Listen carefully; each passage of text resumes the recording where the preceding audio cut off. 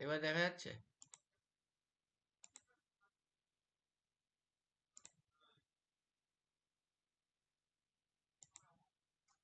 এবার দেখা যাচ্ছে তো? হ্যাঁ স্যার, দেখা যাচ্ছে। পুরো ক্লিয়ার তো? আচ্ছা, এবার বলুন যে অব্যয় কি?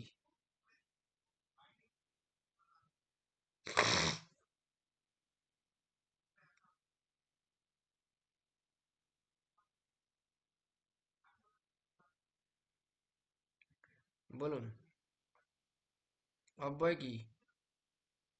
অব্যয় কি কাজ করে? স্যার দুটো বাক্যকে সংযুক্ত করতে সাহায্য করে। শুধু কি এই এক ধরনের কাজই করে?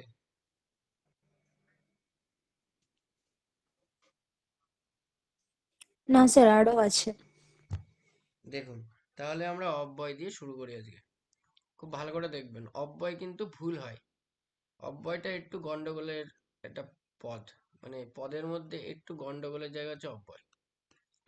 যে অব্যয় কথার অর্থ হচ্ছে যার পরিবর্তন নেই, তাই তো? যার পরিবর্তন হয় না, পরিবর্তন হয় না। এবার প্রশ্ন হচ্ছে, পরিবর্তন হয় না কিন্তু কখন কখন হয় না? যে পদের পরিবর্তন হয় না কিন্তু কখন হয় না, লিঙ্গ, বচন, পুরুষ, বিভক্তি ইত্যাদি ভেদে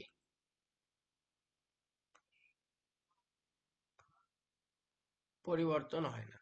অর্থাৎ যে লিঙ্গ, বচন, পুরুষ, বিভক্তি ভেদে একই থাকে, যার পরিবর্তন হয় না, তাকে বলা হয় অব্যয়।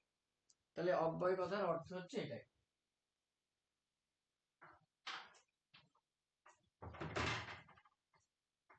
তাহলে অব্যয় কথার এই অর্থের উপরে ভিত্তি করে আমরা অব্যয়কে ভাগ করব। দেখুন, তাহলে রূপ বদল হয় না বা রূপান্তর ঘটে না বা পরিবর্তন ঘটে না, তাকে বলা হচ্ছে অব্যয়। অব্যয়কে বেশ কতগুলো ভাগে ভাগ করা হয়েছে। অব্যয়ের শ্রেণী বিভাগ। এবার অব্যয়ের শ্রেণী বিভাগ। 1 নম্বর হচ্ছে পদান্বয়ী অব্যয়। পদান্বয়ী অব্যয়। পদান্বয়ী কথার অর্থ হচ্ছে কি, দুটি পদের মধ্যে অন্বয় বা সম্পর্ক স্থাপন করে। 2 নম্বর হচ্ছে সমুচ্চয়ী অব্যয়।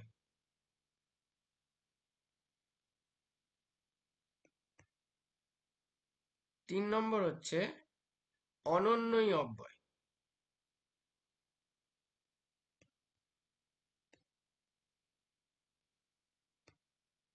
আর 4 নম্বর হচ্ছে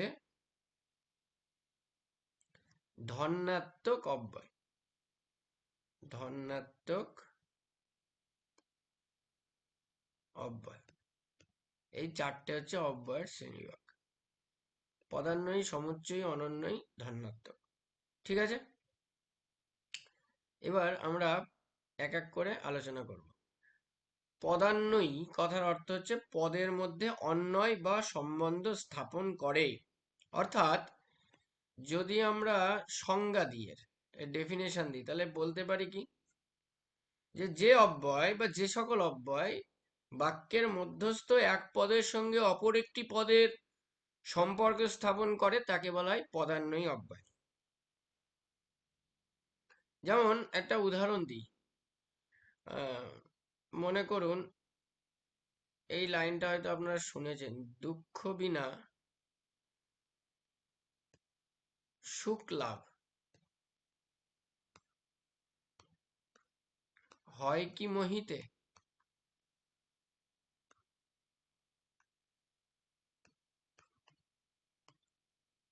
এই যে বিনা, এই যে শব্দটা দেখতে পাচ্ছেন বা এই পদটা দেখতে পাচ্ছেন, এই পদটা দুটো পদের মধ্যে সম্পর্ক স্থাপন করেছে। বলুন তো কোন দুটো পদ?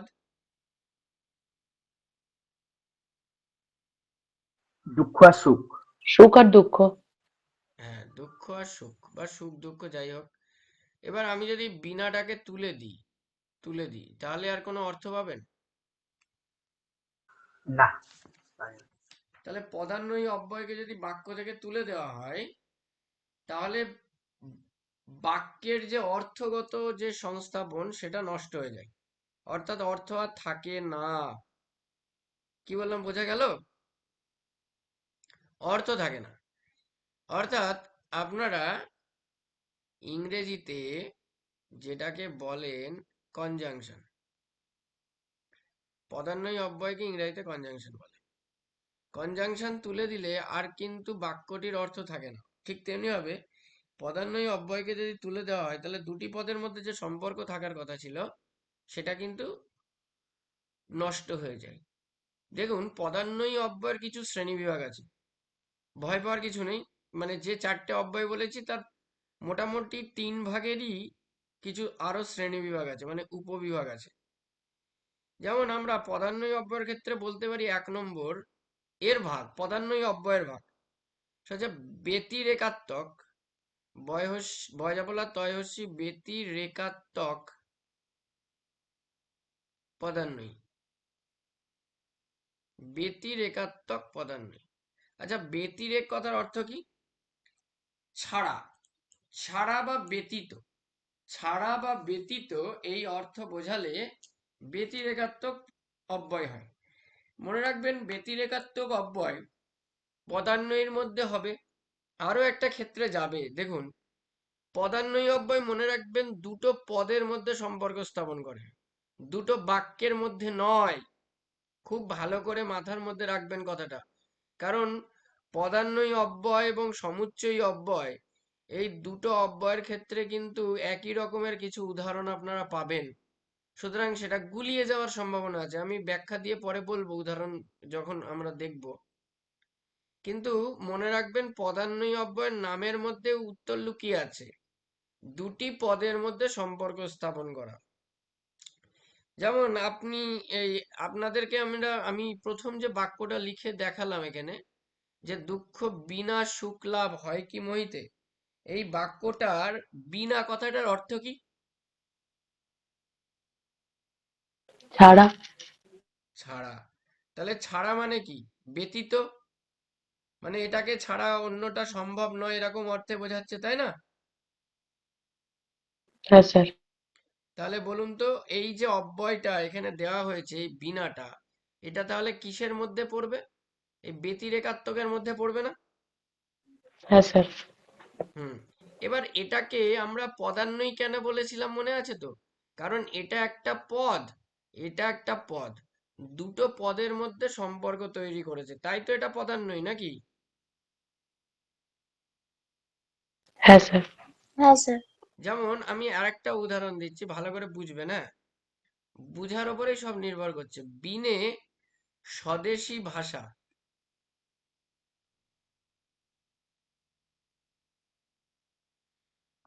মিটে কি আশা?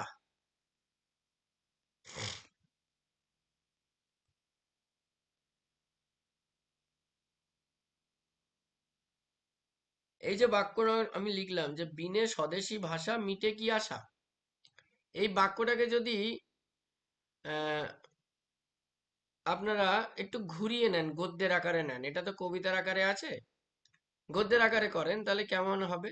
স্বদেশী ভাষা বিনা আশা মেটে কি, এরকম লেখা যায় না?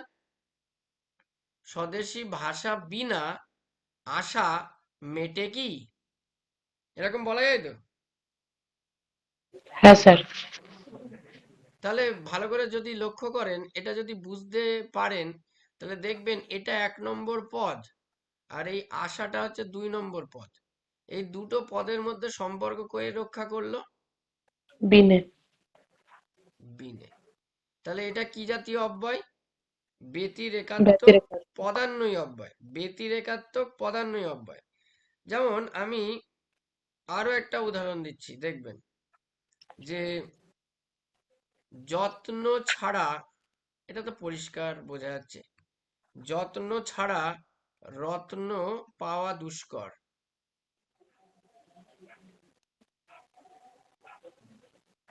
এই যে বাক্যটা লিখলাম, এখানে দুটো পদ, একটা যত্ন একটা রত্ন, এই দুটো পদের মধ্যে কে সম্পর্ক ফেলেছে, তৈরি করেছে? ছাড়া। তাহলে এটা কি জাতীয় অব্যয় হবে? ব্যতিরেকাত্মক পদ্যান্বয়ী। হ্যাঁ, পদ, পদ্যান্বয়ী না, পদান্বয়ী। হ্যাঁ, হ্যাঁ স্যার, ওটা উচ্চারণে ভুল হয়েছে। তাহলে সবাই বুঝতে পেরেছেন ব্যতিরেকাত্মক পদান্বয়ী অব্যয়টা?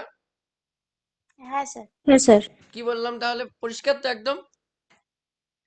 এটা এটা আমি কেন জিজ্ঞাসা করছি, কারণ এরপরে সমুচ্চয়ী অব্যয় যখন যাব তখন দেখবো যে এই জাতীয় একটা টাইপ আছে, তখন আবার গুলিয়ে যাওয়ার সম্ভাবনা আছে, যাতে গুলিয়ে না যায় সেই জন্য। আচ্ছা, পরেরটা দেখুন, পদান্বয়ী অব্যয়ের দ্বিতীয় ভাগ, সেটা হচ্ছে অবস্থাবাচক বা অবস্থানবাচক পদান্বয়ী অব্যয়।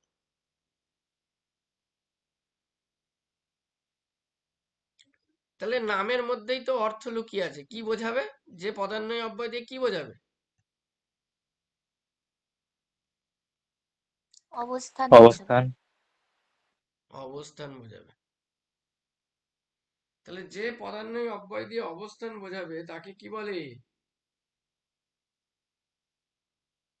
কি বলবে? আম, অবস্থাবাচক বা অবস্থানবাচক পদান্বয়ী। অবস্থানবাচক। অবস্থাবাচক বা অবস্থান বাচক বাচক। পদান্বয়ী। হ্যাঁ, তা বলা যাবে। যেমন আমি উদাহরণ দিচ্ছি, দেখুন, মনে রাখবেন সর্বদা দুটো পদের মধ্যে সম্পর্ক স্থাপিত হবে। দুটো পদ, দুটো পদের মধ্যে সম্পর্ক স্থাপিত হবে।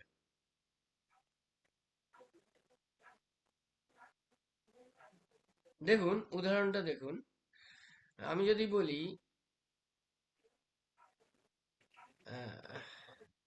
ছাদের উপরে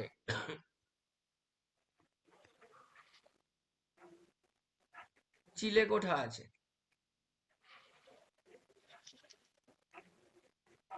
এখানে দুটো পদের মধ্যে কে সম্পর্ক স্থাপন করেছে?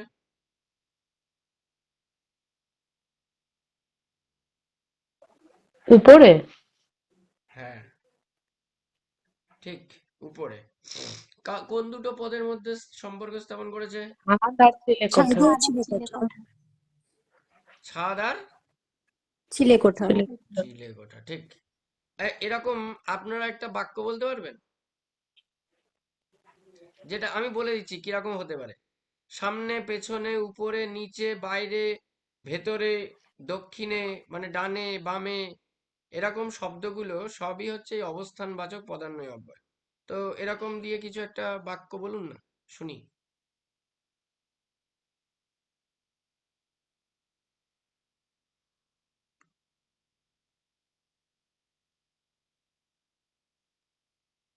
মাথায় আসছে না? দেখুন, জানালার নিচে একটি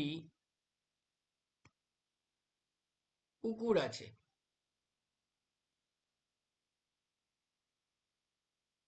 তাহলে নিচেটা কি বোঝাচ্ছে? আপনার পজিশন বোঝাচ্ছে, অবস্থান। কার মধ্যে সম্পর্ক স্থাপন করেছে? জানালার সাথে একটি পুকুর। তাহলে এই যে নিচে, এইটা তখন কি হয়ে যাবে? নিচেটা হবে অবস্থাবাচক বা অবস্থানবাচক পদান্বয়ী। কি বললাম বুঝতে পারছেন তাহলে? এখানে খুব একটা বেশি অসুবিধা নেই। তাহলে আমি কি কি শব্দ বললাম? আমি বললাম সামনে পেছনে সম্মুখে পশ্চাতে পাশে ডাইনে বামে ভেতরে উপরে নিচে, এরকম অনেক শব্দ হতে পারে যেগুলো দিয়ে অবস্থান বোঝায়। কি বললাম, বোঝা গেল? হ্যাঁ আচ্ছা, স্যার। পদান্বয়ী অব্যয় একটা উদাহরণ দেখুন, মাথায় রাখবেন, বই। বই একটা পদান্বয়ী অব্যয়। কিসের? না ব্যতিরেকাত্মক। বিনা, বিহনে, ব্যতীত, ভিন্ন, এইগুলো মনে রাখবেন। এগুলো হচ্ছে ব্যতিরেকাত্মক পদান্বয়ী অব্যয়। বই, বিনা, বিহনে। স্যার বলছি, বিহনে মানে কি? বিহনে মানে ছাড়া। তোমার বিহনে আমি পাগল পাড়া, বা কৃষ্ণ আচ্ছা। বিহনে রাধা পাগল পাড়া। বিহনে মানে ছেড়ে চলে গেছে বা ত্যাগ করেছে, এরকম অর্থ বোঝাচ্ছে। বুঝতে পেরেছেন? হ্যাঁ স্যার। বিহনে, বিনা, বই, বই মানে ব্যতীত, তোমা বই, আমার কোনো অস্তিত্ব নাই, তোমা বই আমার কোনো অস্তিত্ব নাই। তাহলে তোমা বই মানে তোমাকে ছাড়া হয়ে গেল। তো এই হচ্ছে বিষয়। আচ্ছা, আমি যদি অবস্থান বাচকের মধ্যে দিই, তাহলে আমি এখানে এক্ষুনি বললাম সামনে, পেছনে, সম্মুখ, পশ্চাৎ, আর কি বললাম, উপরে, উপরে, নিচে, ডানে, নিচে, পাশে হবে, পাশে। পাশে তো হবে স্যার। হ্যাঁ, পাশে হবে। তারপরে আমি যদি বলি আরেকটা কি বললাম যেন, ডানে, ডানে বাঁয়ে। ডানে বা দক্ষিণে, বামে, দিক বোঝাচ্ছে যেগুলো, সেগুলো সবই অবস্থানবাচক পদান্বয়ী অব্যয়। উত্তর, দক্ষিণ, পূর্ব, পশ্চিম সবই হবে। তাহলে অসুবিধা নেই তো এই দুটোতে? না স্যার। তারপর দেখুন, উপ সরি উপমাবাচক, উপমাবাচক পদান্বয়ী অব্যয়।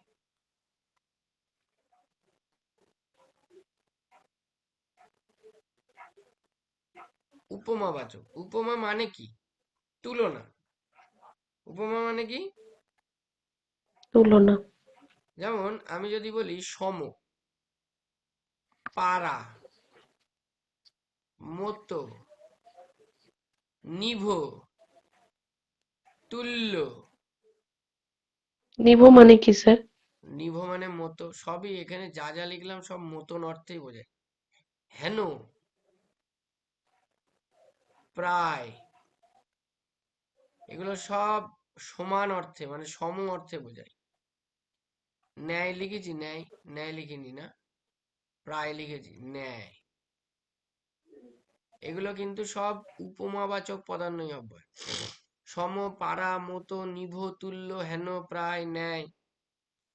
এগুলোর মধ্যে কঠিন লাগতে পারে পারা, নিভ, এগুলো হেন, এগুলো কঠিন লাগতে পারে, কিন্তু অসুবিধা নেই, আমি বাক্য দিয়ে বুঝাচ্ছি দেখুন। যেমন যদি বলি যে বাঁকা চাঁদ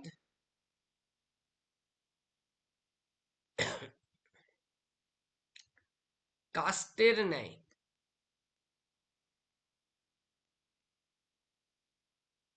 আমি যদি এরকম বলি, তাহলে বাঁকা চাঁদ কাস্তের ন্যায়, তাহলে এখানে তুলনা করছি না?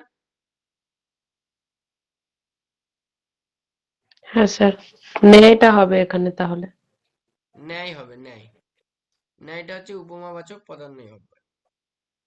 আমি যদি বলি সে সন্তান স্নেহে পাগল পারা, এই যে পারা, তাহলে এটা কি হবে? উপমাবাচক। হ্যাঁ স্যার। বাক্য, বাক্য কাব্যতুল্য, এখানে বলুন তো তুল্যটা, তাই তো? তুল্য হবে। তাহলে হ্যাঁ এরকম স্যার। আমি উদাহরণ দিয়ে আপনাদেরকে বললাম। তো এরকম উদাহরণগুলোকে আপনারা মাথায় রাখবেন। শব্দ যেগুলো বললাম, এই যে পদ, এগুলো আসলে এই পদগুলোকে মাথায় রাখবেন। প্রত্যেকটারই আমি উদাহরণ দিয়ে দিয়ে বলে দিচ্ছি যে কি কি আছে এদের মধ্যে। এবার দেখুন, আমি বললাম সীমাবাচক পদান্বয়ী অব্যয়, পরের দাগ। Hello sir. সীমাবাচক, হ্যাঁ বলো। স্যার, তাহলে এখানে কতকগুলি এটাকে উপবাচকের মধ্যে পড়বে? হ্যাঁ, বুঝলাম না, বলো। স্যার, কতকগুলি? কতকগুলি? হ্যাঁ। কতকগুলি, এটা কার মধ্যে পড়বে বললে? উপমাবাচক। উপমা মানে কি? তুলনা তো। তুলনা। তুলনা। হ্যাঁ, এবার কথা হচ্ছে এর মধ্যে কি করে আসছে, মানে একটা বাক্য দেখিয়ে বলো তাহলে, যদি তুলনার মধ্যে পাও তুমি, আসবে?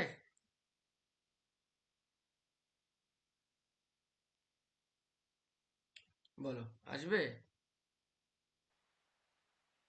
না স্যার। কতকগুলি, কতকগুলি তো সংখ্যা বোঝাচ্ছে, তুলনা বোঝাচ্ছে।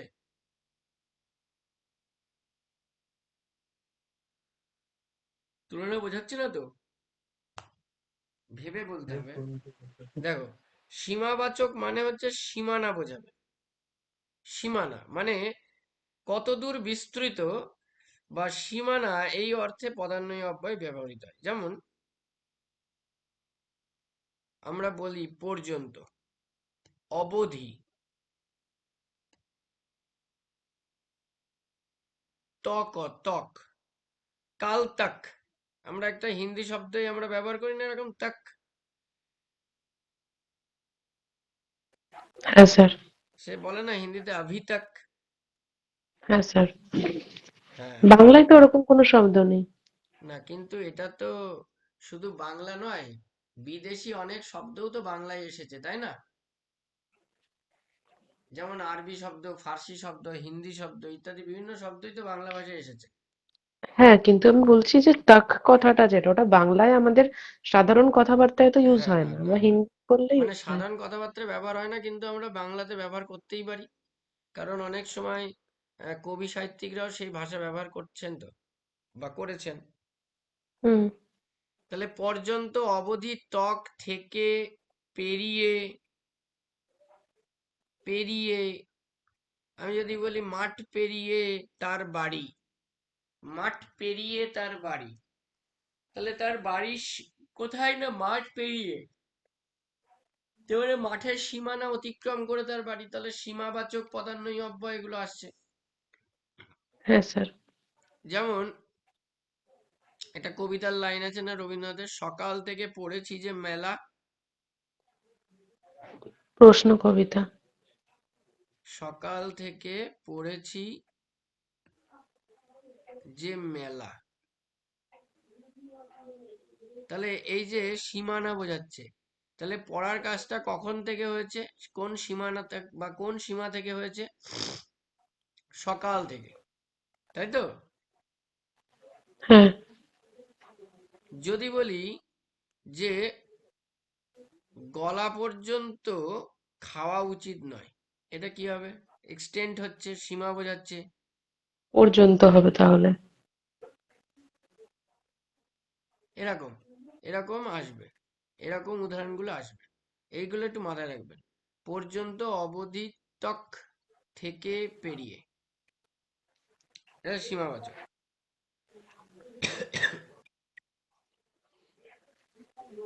এবার পরে আসছে উদ্দেশ্য বাচক বা নিমিত্তার্থক পদান্বয়ী অব্যয়। আমরা একটু লিখি এটা, নিমিত্তার্থক বা উদ্দেশ্য সূচক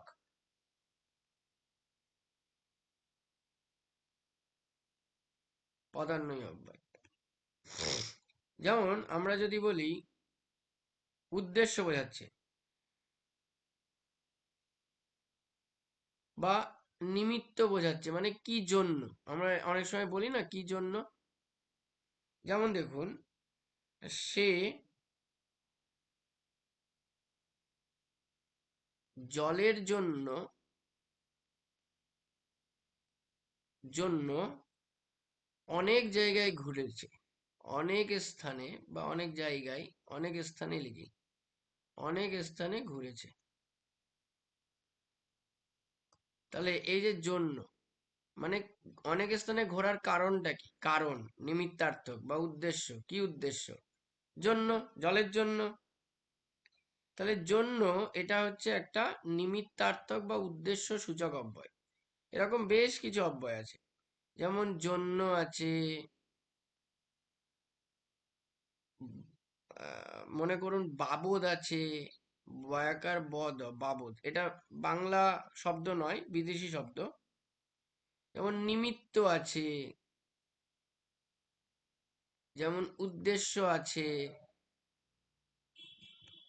যেমন দরুন আছে, দরুন, এটাও কিন্তু বাংলা শব্দ নয়, দরুন।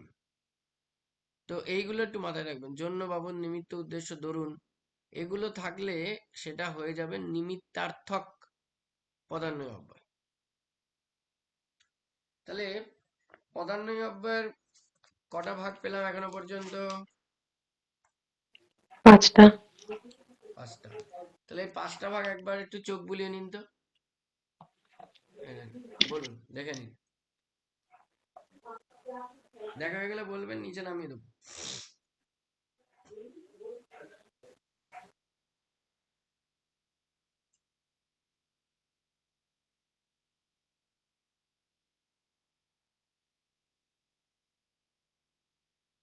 আচ্ছা, দেখা।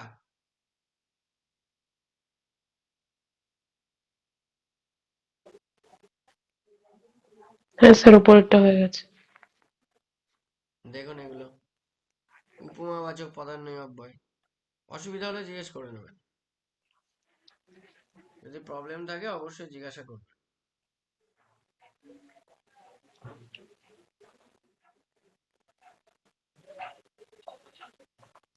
স্যার পদান্বয়টা একবার বলবেন?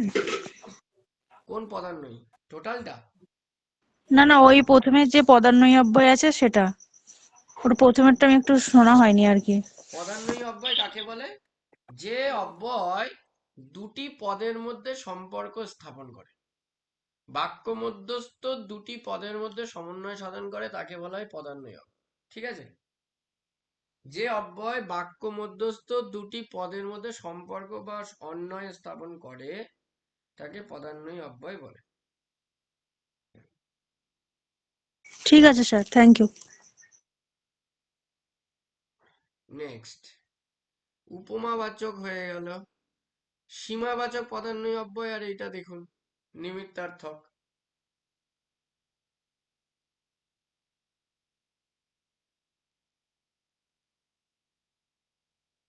হয়ে গেলে বলবেন।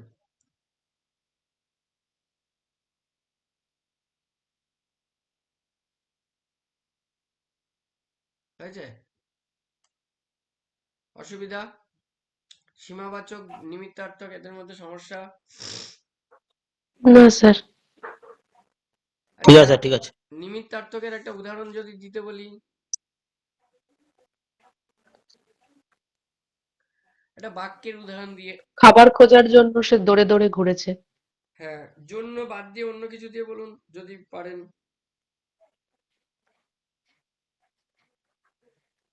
গান গাওয়ার দরুন তার গলার এই অবস্থা। হ্যাঁ, হবে। আর বাকিদের মধ্যে কেউ একজন। সুখের লাগিয়া এই ঘর বাঁধিনি অনলে পুড়িয়া গেল। বাহ, এটা কি? এটা কোথা থেকে বললেন? কোন কবিতা এটা? এটা জ্ঞানদাসের। বাহ, বৈষ্ণব পদাবলী, এটা তাই তো? বৈষ্ণব পদাবলী, বৈষ্ণব পদাবলী, হ্যাঁ। এটা হচ্ছে আক্ষেপানুরাগ, তাই তো? হ্যাঁ হ্যাঁ হ্যাঁ আপনি কি বাংলা ছাত্র? হ্যাঁ। আচ্ছা। সুখের লাগিয়া এ ঘর বাঁধিনু অনলে পুড়িয়া গেল, অমিয় সাগরে স্নান করিতে সকলই গরল ভেল, তাই তো? হ্যাঁ স্যার। আচ্ছা, তাহলে খুব ভালো বলেছেন। সুখের লাগিয়া, এই যে লাগিয়া বললো না, লাগিয়া, ভালো করে দেখুন। লাগিয়া, এটাকে যদি আমরা একটু অপিনিহিতি করি তাহলে আমরা কি লিখবো? অপিনিহিতি করছি আমি। লাইগা। লাইগা। লাইগা। এবার এটাকে যদি একটু অভিশ্রুতি করে দিই, মানে আর একটু পুনরুক্তি করি, তাহলে কি লিখবো? লেগে। লেগে। মনে রাখবেন, এই লাগিয়া এটা হচ্ছে একটা অসমাপিকা ক্রিয়া হিসেবেও ব্যবহৃত হয়। আচ্ছা, 1 মিনিট একটুখানি ধরো, 1 মিনিট, 1 মিনিট ওয়েট করো। হ্যালো, বল।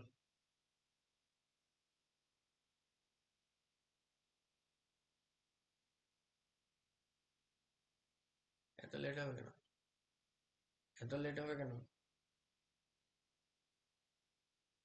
ও,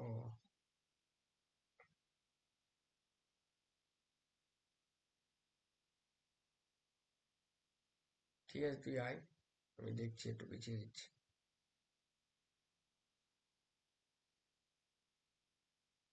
ঠিক আছে, আমি 4টে করে দেবো তাহলে।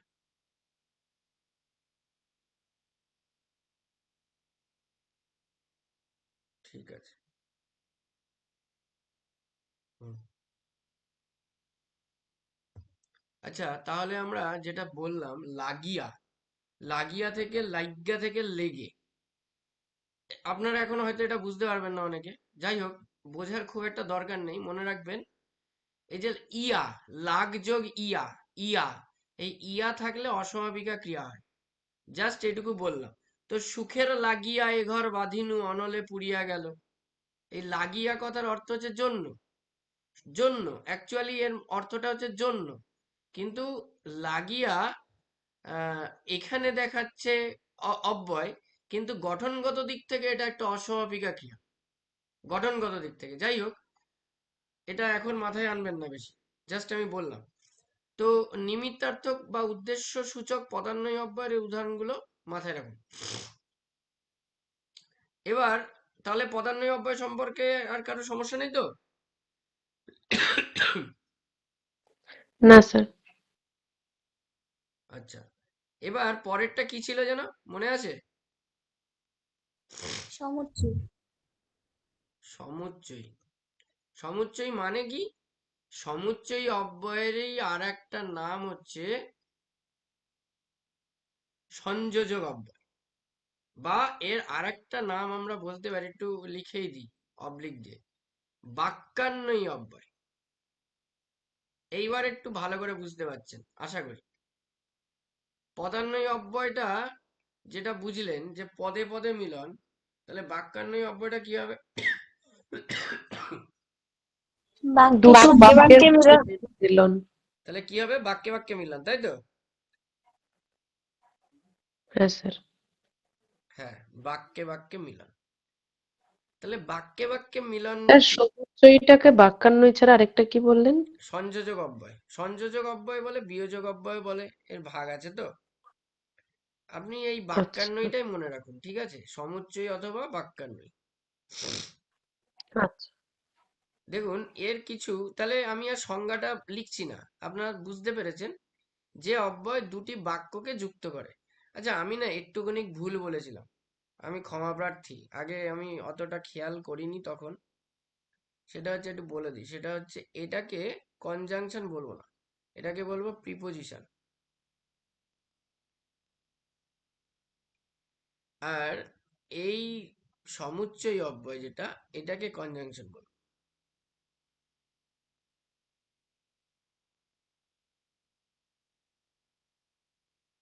কারণ দুটো বাক্যকে যুক্ত করছে, কনজাংশনের কাজ হচ্ছে দুটো বাক্যকে যুক্ত করা। দেখুন, সমুচ্চয়ী অব্যয়ের প্রকারভেদ। আচ্ছা, ক দিয়ে লিখি, এটা 2 নম্বর। আচ্ছা, আমি যদি বলি সংযোজক অব্যয়, সংযোজক অব্যয় প্রথম ভাগ। তা সংযোজক মানে কি? মানে সংযোজক যুক্ত মানে কি? করা। যুক্ত সংযোগ করা, করা, যুক্ত করা। যুক্ত করা। তাহলে আমি যদি বলি এবং, ও, আর, বনাম, ব দন্ত নয়, সরি, ব দন্ত নয় আকার ম, বনাম,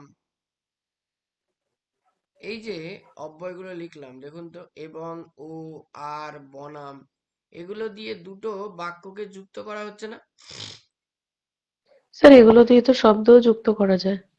শব্দ যুক্ত করা যায়, কিন্তু বাংলাতে, বাংলাতে এইগুলোর উদাহরণ কেবলই মাত্র সংযোজক অব্যয় এবং যেটা সমুচ্চয়ী অব্যয়ের ভাগ। বুঝতে পেরেছেন? আচ্ছা।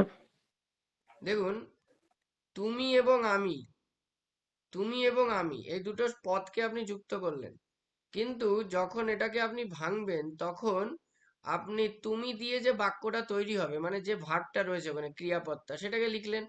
আবার এবং দিয়ে আপনি ওই আমির সঙ্গে যে ভার্বটা রয়েছে সেটাকেও লিখবেন, তাই তো? হ্যাঁ স্যার, বুঝতে পেরেছি। মানে যদি আমি বলি তুমি এবং আমি দুজনেই উপস্থিত থাকবো, তাহলে ভাঙলে পরে দুটো আলাদা আলাদা বাক্য বেরোবে। হ্যাঁ, তুমি এবং আমি দুজনে যাব, মনে করুন। তাহলে আমি কি লিখতে পারি? তুমি যাবে এবং আমিও যাব, এরকম লিখতে পারি না? হ্যাঁ স্যার। হ্যাঁ, তাহলে শব্দকে যোগ করলেন ঠিকই, কিন্তু অ্যাকচুয়ালি এটা বৃহত্তর অর্থের তো বাক্যই হলো। বুঝতে পেরেছেন? হ্যাঁ স্যার। হ্যাঁ, কখনোই বলবেন না যে সংযোজক অব্যয় পদান্বয়ী অব্যয়ের ভাগ। পদান্বয়ী অব্যয় না, কিন্তু এটা সংযোজক অব্যয়। এটা কিন্তু অ্যাকচুয়ালি কি, বাক্যান্বয়ী অব্যয়। এবার হ্যাঁ আপনাদের মাথার মধ্যে একটা প্রশ্ন থাকতে পারে, স্যার কনজাংশনে তো আমরা দেখেছি দুটো শব্দকেও জয়েন করে বা যুক্ত করে, আবার দুটো বাক্যকেও যুক্ত করে। হ্যাঁ, করে। কারণ আলাদা করে তো বাংলার মতন এত শ্রেণীবিভাগ ওদের নেই। ইংলিশের আছে কি? না বাংলাতে যত কাইন্ডস বা টাইপস রয়েছে, ইংরেজিতে পার্টস অফ স্পিচের মধ্যে অত আলাদা আলাদা টাইপস নেই। সেই জন্য ওটা করে। অত ওরা সরলীকরণ করেছে, আমরা জটিলতর করেছি বিষয়টাকে। তো আপনারা এর উদাহরণ একটা দিয়ে দিন তো আমাকে শিগগিরই।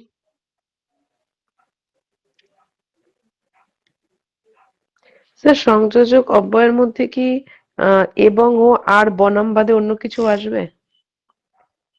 আপাতত নয়, যদি করতে করতে আসে তাহলে দেখব, কারণ এখন তো আর মাথায় আসছে না এই যে যদি বিচারটা। কথাটা, তাহলে এরকম মানে যদি কথাটা অনেক ক্ষেত্রে ইউজ হয় না যে আহ যদি তুমি আসো তবে আমি যাবো, এক্ষেত্রে এগুলো কি সংযোজকের মধ্যে হ্যাঁ, পড়বে? কারণ এখানেও তো দুটো আলাদা যদি বাক্য। আপনি বলেন যে যদি আমি আসি তাহলে, এই যদি তুমি আসো তবে আমি যাব, তাই তো? হ্যাঁ। এটাকে ইংরেজিতে বলে কো রিলেটিভ কনজাংশন, জানেন? দেখুন, কো রিলেটিভ, আমি একটুখানি ইংলিশের সাথে রিলেট করছি, অসুবিধা নেই তো কারোর? না স্যার, বলুন। হ্যাঁ, কো রিলেটিভ কনজাংশন এদেরকে বলে। অর্থাৎ বাংলায় বলে সাপেক্ষ অব্যয়। কি বলে? সাপেক্ষ এর আরেকটাও নাম আছে, নিত্য সম্বন্ধী অব্যয়। নিত্য সম্বন্ধী অব্যয়। আপনি ঠিকই বলেছেন, এটাও একটা বাক্যান্বয়ী অব্যয়েরই ভাগ, কিন্তু এটা সংযোজক অব্যয় না। এটা হচ্ছে নিত্য সম্বন্ধী অব্যয় বলে একটা ভাগ আছে, নামই আছে আলাদা। কি বললাম, বোঝা গেল কথাটা? যদি, মানে যেখানে আপনার মানে এটা আমরা এর মধ্যে ভাগে পাবো আর কি।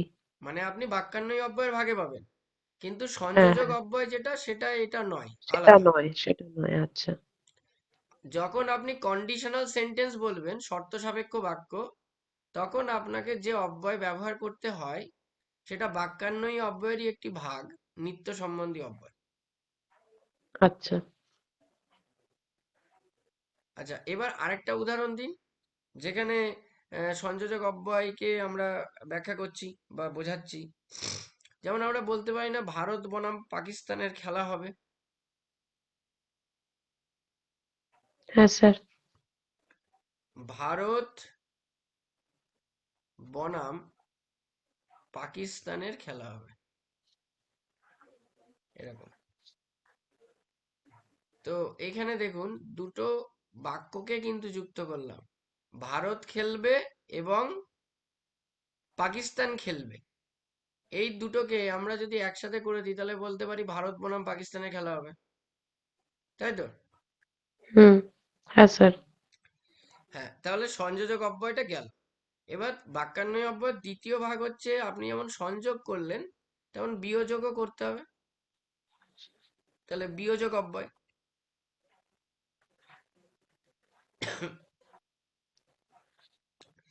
দেখুন বিয়োজক অব্যয়ের কি কি ভাগ হতে পারে, মানে উদাহরণ কি কি হতে পারে। কিংবা, নতুবা,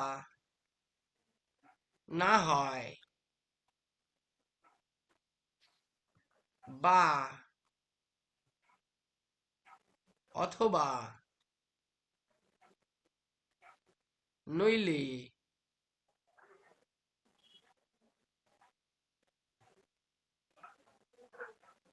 নয়তো, এগুলো হচ্ছে সব বিয়োজক অব্যয়। কিংবা, নতুবা, না হয়, বা, অথবা, নইলে, নয়তো। কি বললাম, বুঝতে পারলেন? হ্যাঁ স্যার। কেমন উদাহরণ দিই একটু, যেমন আমি যদি বলি মন্ত্রের সাধন কিংবা শরীর পাতন। এটা বাক্য বললাম।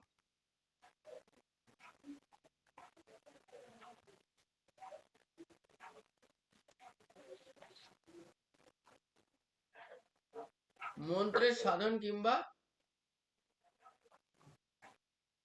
শরীর পাতন। এখানে দেখুন কিংবা, এটা তাহলে কি অব্যয়? বিয়োজক অব্যয়।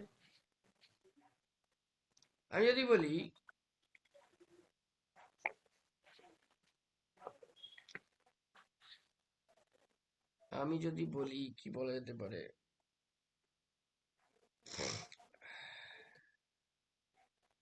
আহ, রবীন্দ্রসঙ্গীত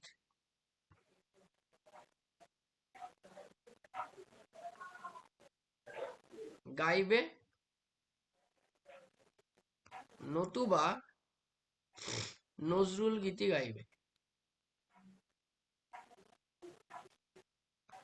তাহলে এখানে কি হলো, কি অব্যয় আসলো?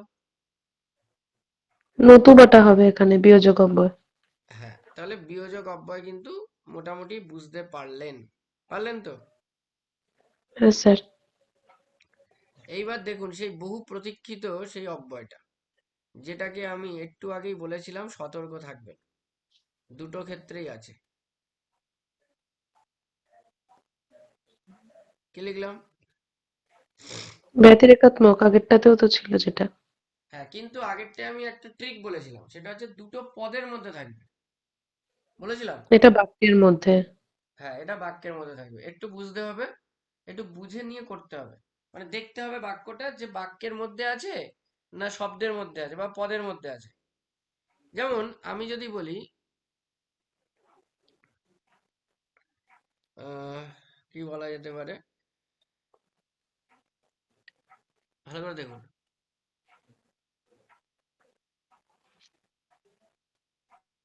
শরীরের যত্ন নাও।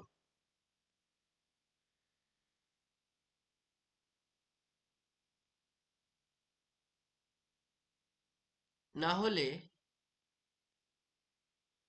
কি হতে পারে? ক্ষতি হতে পারে।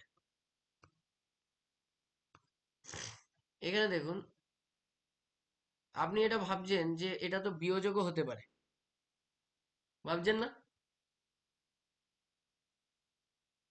হ্যাঁ স্যার। তাহলে এটা বিয়োজক হবে না ব্যতিরেকাত্মক হবে? আমি তো ব্যতিরেকাত্মকের মধ্যে লিখলাম।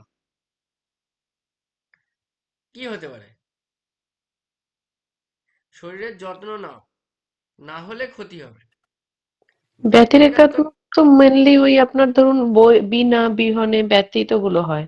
আর না হলে এটা তো ইউজ করলেন বিয়োজকের মধ্যে। হ্যাঁ, এবার আমি যদি বিহনে দিই, আমি যদি বিহনে বসাই, ভালো করে বুঝুন, বিহনে বা বই বা বিনা এসব বসাই, তাহলে তো সেটা পদান্বয়ী অব্যয়ের মধ্যে চলে যাবে। সেটা কি সমুচ্চয় অব্যয়ের মধ্যে আসবে?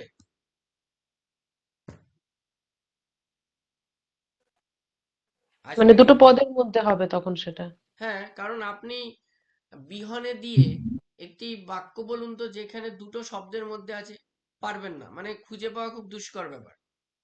ঠিক আছে, কি বললাম বোঝা গেল? কিন্তু দুটো মানে পদের মধ্যে বিনা আছে ব্যতীত, এরকম শব্দ পাবেন। হ্যাঁ বলুন।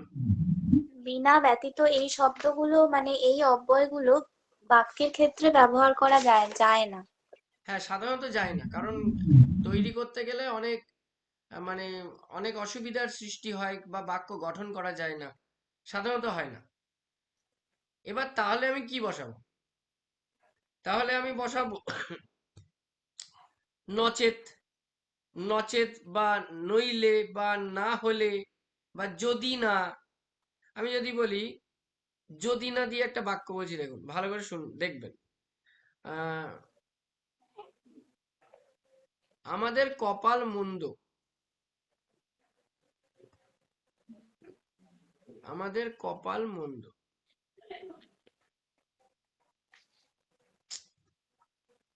আমাদের কপাল মন্দ, যদি না হবে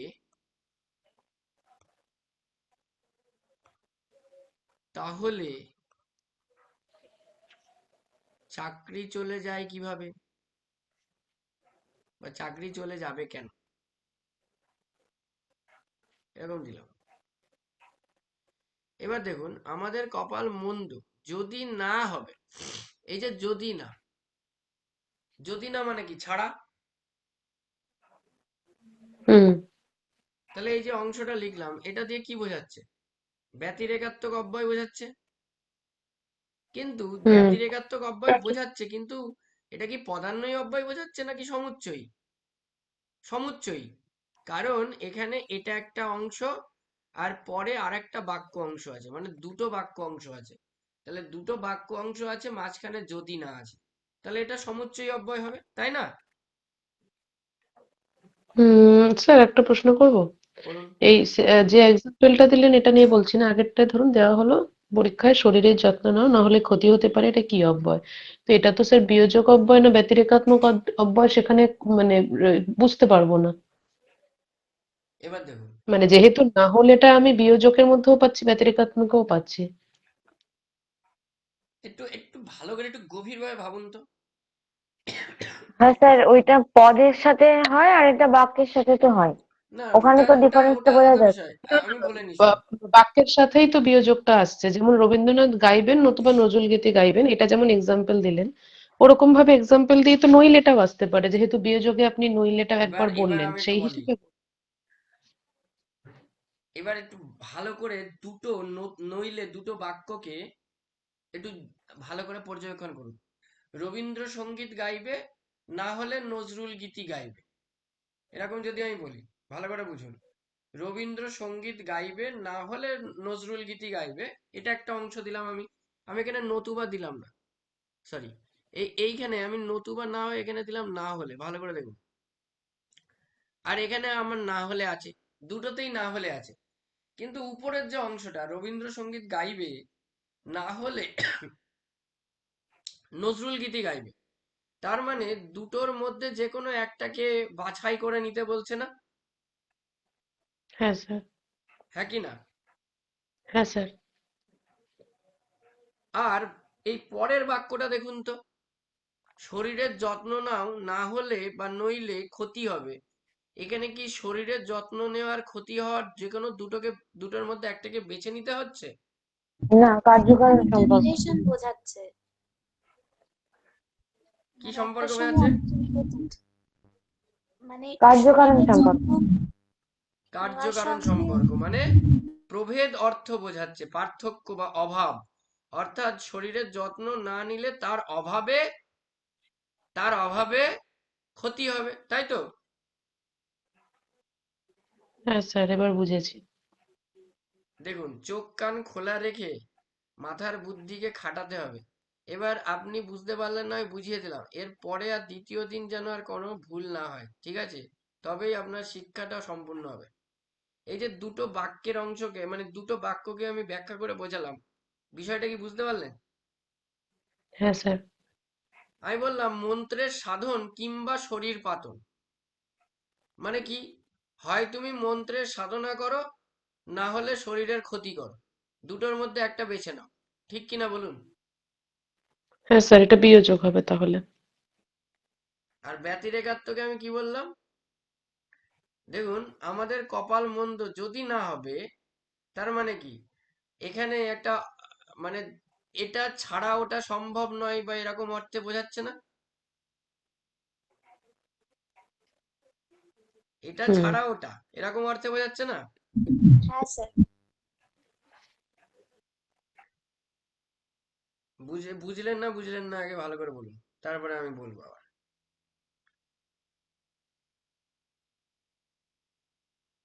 দেখুন, আমি বুঝেছি একটা স্যার। আমি একটা মুখে একটা বাক্য বলছি, বলবেন? হ্যাঁ। পরিশ্রম করো, নচেত সফলতা পাবে না। পরিশ্রম করো, নচেত সফলতা পাবে না, এই বাক্যটা বলুন। এটা ব্যতিরেকাত্মক হবে। কেন হলো? কেন হলো? পরিশ্রম করো, নচেত সফলতা পাবে না, এর মধ্যে কি আছে? এর মধ্যে কি দুটোর? নচেতটা আছে স্যার। এর সাথে হ্যাঁ, নচেত একটা থাকলে আছে। তো বিয়োজকও হতে পারে, কিন্তু বিয়োজক হচ্ছে না কেন? কারণ এই দুটোর স্যার, মধ্যে, পরিশ্রম করলে বলুন। তবেই তো সফলতা পাওয়া যাবে। তো পরিশ্রম না করলে তো সফলতা আসবে না। হ্যাঁ, এবার বিষয়টা মূল কথা হচ্ছে পরিশ্রম করা সফলতা পাওয়ার মধ্যে যে কোনো একটাকে মানে বেছে নিতে একটা হবে, ছাড়া নাকি না, একটার উপর একটা আরেকটা নির্ভরশীল? একটার উপর আরেকটা নির্ভরশীল, নির্ভরশীল। একটা ছাড়া আরেকটা হবে না সেইটা। হ্যাঁ, তাহলে যখন একটার উপর আরেকটা নির্ভরশীল হবে তখন ব্যতিরেকাত্ম, যখন দুটোর মধ্যে একটাকে বেছে নিতে হবে তখন বিয়োজক।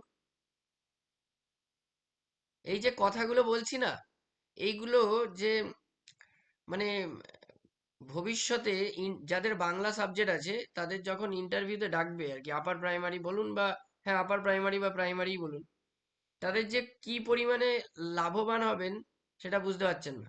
এই এই যে সূক্ষ্ম সূক্ষ্ম পার্থক্যগুলো, অনেকে এই পার্থক্যগুলো কখনোই ভেবে দেখেনি বা ভাবেও না। দুটোর উদাহরণ তো এক, তাহলে দুটো বাক্য, তাহলে দুটো অব্যয় আলাদা কেন? প্রশ্ন হতেই পারে, মাথার মধ্যে আসতে পারে আমাদের, যে দুটো অব্যয়ের উদাহরণ এক, তাহলে দুটো অব্যয়ের পার্থক্যটা কোথায়? এই হচ্ছে পার্থক্য। যখন একটার উপর একটা নির্ভরশীল তখন ব্যতিরেকাত্মক, যখন নির্ভরশীল নয়, নির্বাচন বোঝাচ্ছে যে কোনো একটাকে, তখন হয়ে যাবে কি? বিয়োজক। কি বললাম, বোঝা গেল? হ্যাঁ স্যার। না বুঝলে বলবেন। পরে সংকোচক অব্যয়। একদিনে অব্যয় পড়ানো কি চারটিখানিক কথা নাকি? তো একদিনে বেশি লাগে, দুদিন লাগবে মিনিমাম।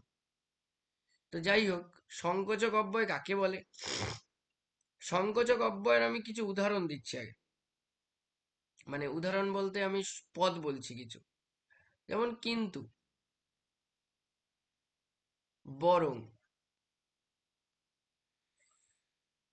অথচ, তবু, তথাপি,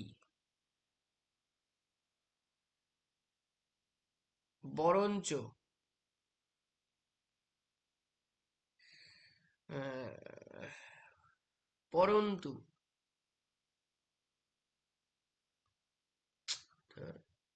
পরন্তু। এই যে পদগুলো দেখতে পাচ্ছেন, এগুলো সব সংকোচক অব্যয়, পদান্বয়ী অব্যয়েরই ভাগ। উদাহরণ দিয়ে বলি একটা। সংকোচক অব্যয় কখন হয় সেটাও বুঝে নেবেন, তাহলে আর জীবনেও কখনো ভুল হবে না। মনে করুন,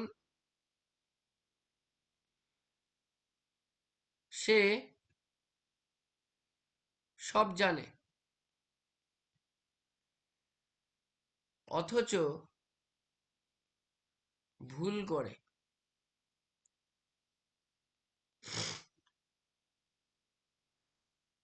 এটা কি ব্যতিরেকাত্মক মনে হচ্ছে?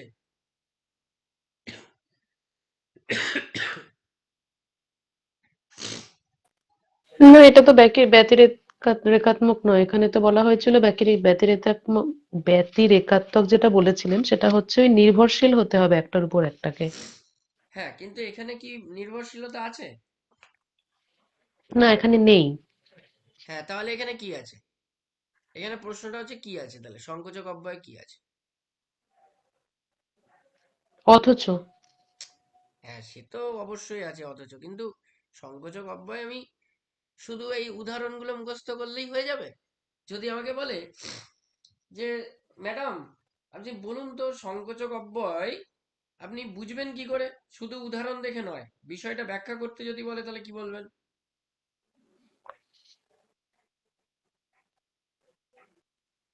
আচ্ছা, আমার কথা হচ্ছে সে সব জানে, তাহলে এর আশানুরূপ ফল কি বিপরীত ছিল? বোঝাচ্ছে স্যার? বলুন, সব জানে, এর মানে আশানুরূপ ফল কি হতে পারত? যদি আপনি সব সব জানেন, পারে কিন্তু ভুল করে। হ্যাঁ তার আশানুরূপ মানে, ফল হতে পারে সে সব জানে এবং কোনো ভুল করে না।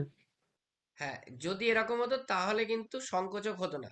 তাহলে সংকোচক অব্যয় হচ্ছে যেটা আশানুরূপ ফল পাওয়া উচিত তার বিপরীত ফল হয়, তাকে বলা হয় সংকোচক অব্যয়। বুঝতে পেরেছেন কি বললাম তাহলে সংকোচক অব্যয় বোঝার জন্য? যেটা আশানুরূপ ফল পাওয়া উচিত সেটা না পেয়ে তার বিপরীত ফল হয়, হ্যাঁ, তখন তাকে কি বলে? সংকোচক অব্যয়। সংযোজক অব্যয়, ঠিক ঠিক ঠিক। এবার বুঝতে পারছেন? হ্যাঁ স্যার। প্রত্যেকটা অব্যয়ের নিজস্বতা আছে, সেই নিজস্বতাগুলোকে একটুখানি দেখতে হবে, এই হচ্ছে মূল কথা। দেখুন, তারপর দেখুন হেতুবাচক অব্যয়।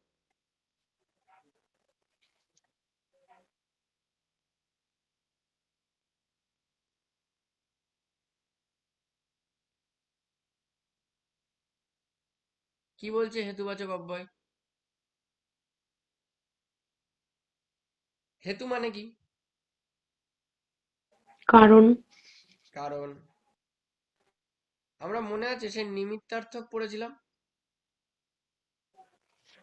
হ্যাঁ স্যার। ওইখানে যে উদাহরণগুলো পেয়েছিলাম, এখানেও মোটামুটি ওরকম উদাহরণ পেতে পারি। যেমন বললাম কারণে, জন্য, যেহেতু, যেহেতু, এই হেতু, হেতু মানে কারণ, এই হেতু, এই জন্য, সেই জন্য।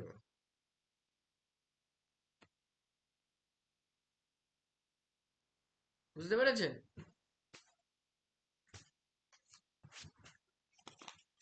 হ্যাঁ স্যার। উদাহরণ দিন, উদাহরণ দিতে পারবেন?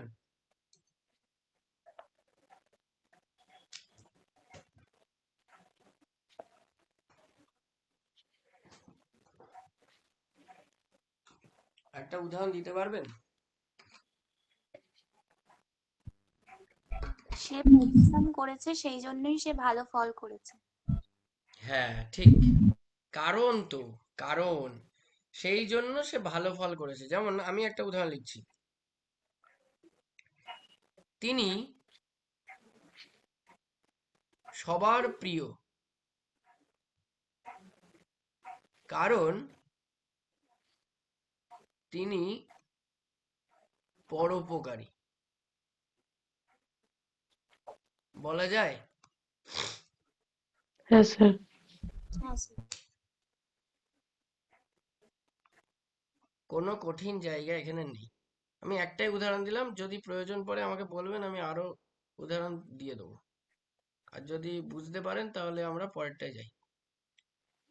শুধু উদাহরণগুলো মনে রাখবেন। পরে দেখুন আছে আপনার সংশয় সূচক, সংশয় সূচক অব্যয়। কি সংশয় সূচক অব্যয়টা কি? যখন অব্যয় পদের দ্বারা সংশয় বা সন্দেহ প্রকাশ পায়, তখন তাকে বলা হয় সংশয় সূচক অব্যয়। কি বললাম? সন্দেহ বা সংশয় প্রকাশ পায় যে অব্যয় পদের দ্বারা তাকে বলে। যেমন উদাহরণ যদি দিতে বলি কি দেবেন? যেমন আমি শব্দ লিখছি, দেখুন, নাকি, বুঝি, হয়তো, পাছে, এরকম উদাহরণ দিচ্ছি। যেমন আমি একটা বাক্য লিখছি, দেখুন, এটা কবিতা লাইন, পৃথিবী হয়তো মরে গেছে বা গেছে মরে, এরকম কিছু একটা ছিল না?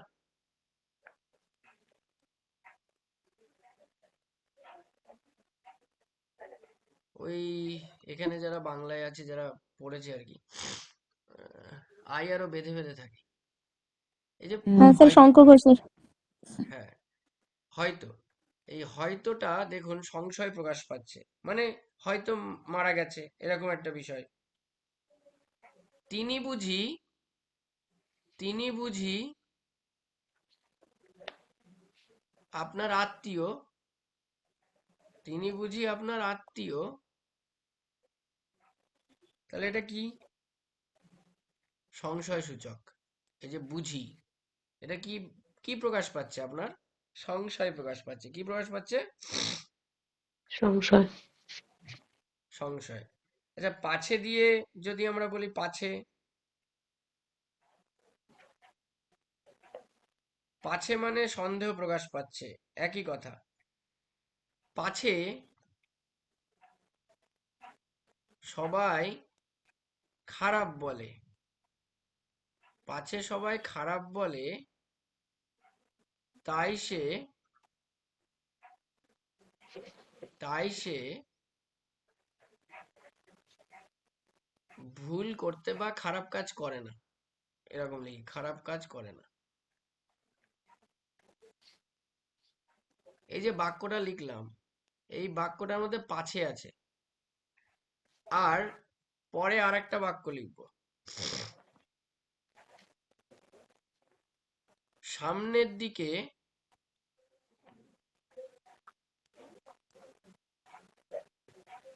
পা চলে না, পাছে লোকে কিছু বলে।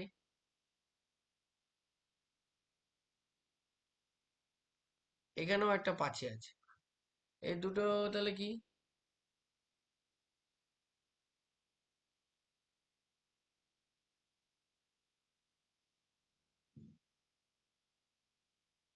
বলো। সংশয়সূচক।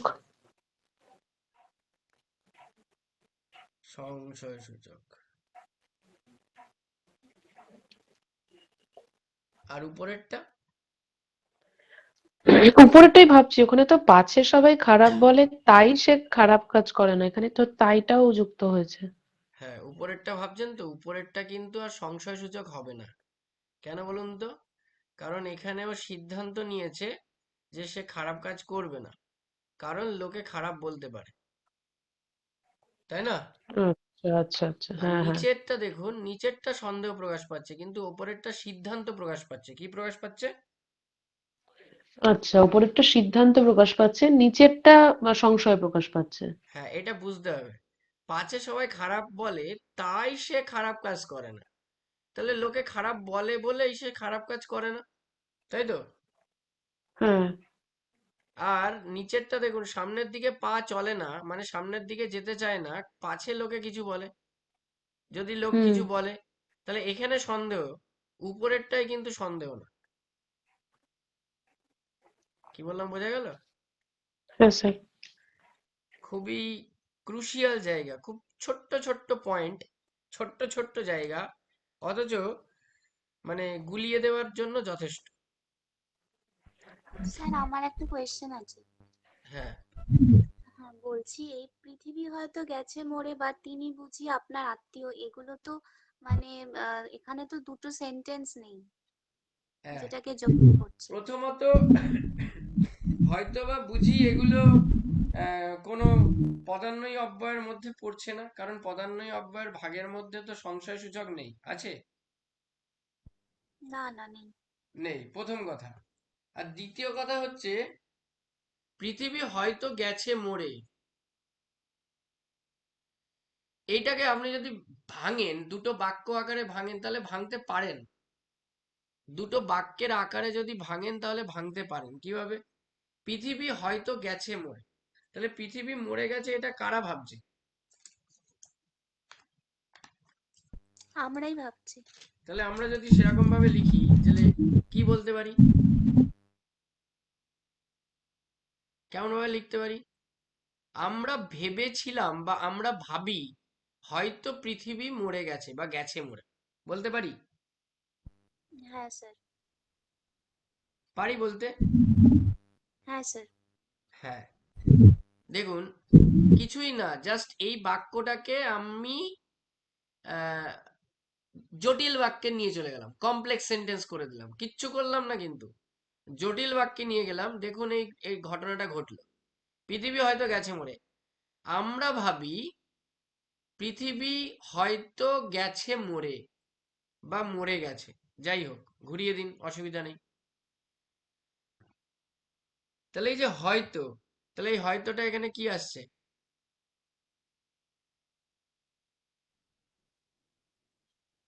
সংশয়সূচক অব্যয়।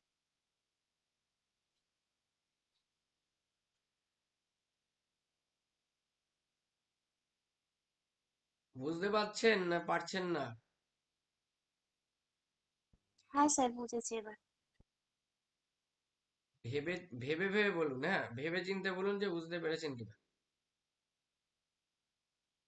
হ্যাঁ স্যার, একদম। হ্যাঁ, এবার দেখুন সিদ্ধান্ত সূচক অব্যয় বা সিদ্ধান্তবাচক অব্যয়।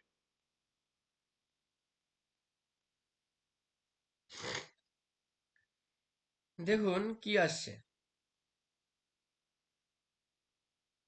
সিদ্ধান্ত মানে কি? যে অব্যয় দিয়ে সিদ্ধান্ত নেওয়া বা কোনো মীমাংসা করা ইত্যাদি ব্যবহার করি আমরা, তখন তাকে আমরা কি কি বলবো? তখন তাকে কি বলবো? সিদ্ধান্ত সূচক বা সিদ্ধান্তবাচক অব্যয়, তাই তো?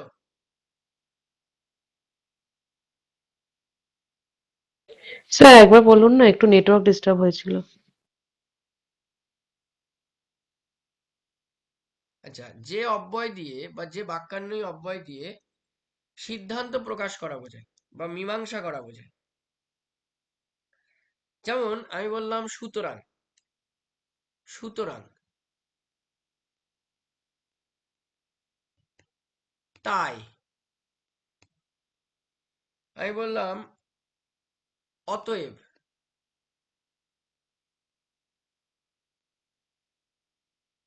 আমি বললাম কাজেই। এই যে অংশগুলো বলছি, দেখুন তো এগুলো দিয়ে সিদ্ধান্ত নেওয়া বোঝাচ্ছে কিনা। আমি যদি বলি, একটু আগে লিখেছিলাম তাই সে খারাপ কাজ করে না, সিদ্ধান্ত নিচ্ছিল না। হ্যাঁ স্যার।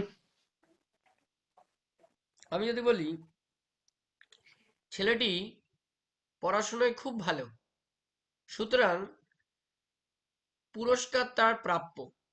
আমি যদি বলি এরকম, সুতরাং, সুতরাং পুরস্কার তার প্রাপ্য, তাহলে এটা কি হবে?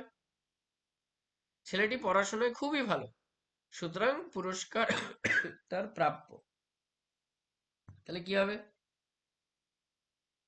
সিদ্ধান্ত প্রকাশ পাচ্ছে। সিদ্ধান্ত প্রকাশ পাচ্ছে। তাহলে সিদ্ধান্ত প্রকাশ পেলে কি হবে? সিদ্ধান্তবাচক অব্যয় হবে। হ্যাঁ স্যার। ঠিক, একদম সঠিক কথা। তাহলে পরিষ্কার হলো জায়গাটা? হ্যাঁ স্যার। আচ্ছা, কাজেই দিয়ে যদি আমরা বলি কাজেই,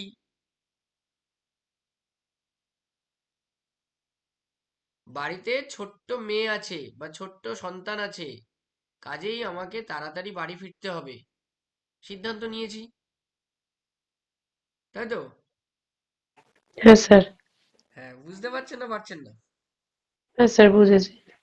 খুব একটা কঠিন এখানে নেই, সিদ্ধান্তবাচকে অসুবিধা নেই।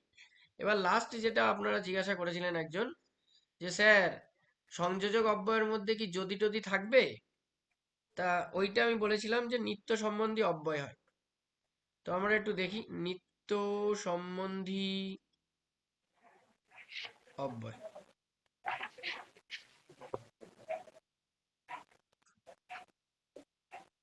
দেখো, নিত্য সম্বন্ধী অব্যয় মানে হচ্ছে যে সকল অব্যয় বা সমুচ্চয়ী অব্যয় পদ পরস্পর সম্বন্ধ যুক্ত থাকে।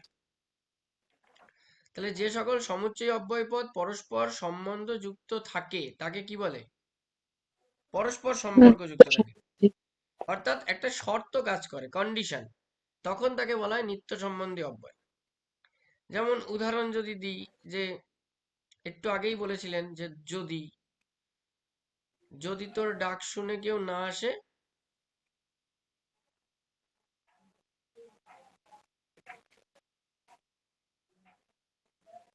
না আসে তবে একলা চলো রে।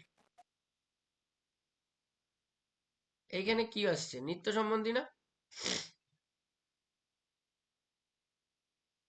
হ্যাঁ। হ্যাঁ স্যার, যদি তাহলে।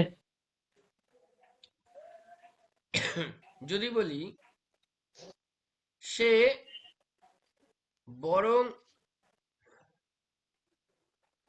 মরে যাবে,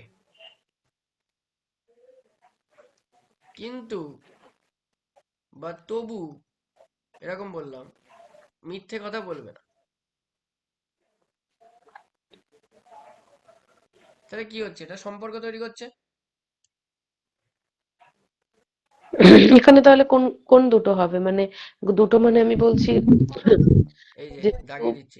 এর আগেরটা যদি তাহলে এরকম হলো। দাগিয়ে দিয়েছি। বরং মানে দুইভাবে হবে। তাহলে স্যার ইয়ে হবে তো, ওই একটা হয় না, হয় অথবা। হ্যাঁ, হবে। আচ্ছা,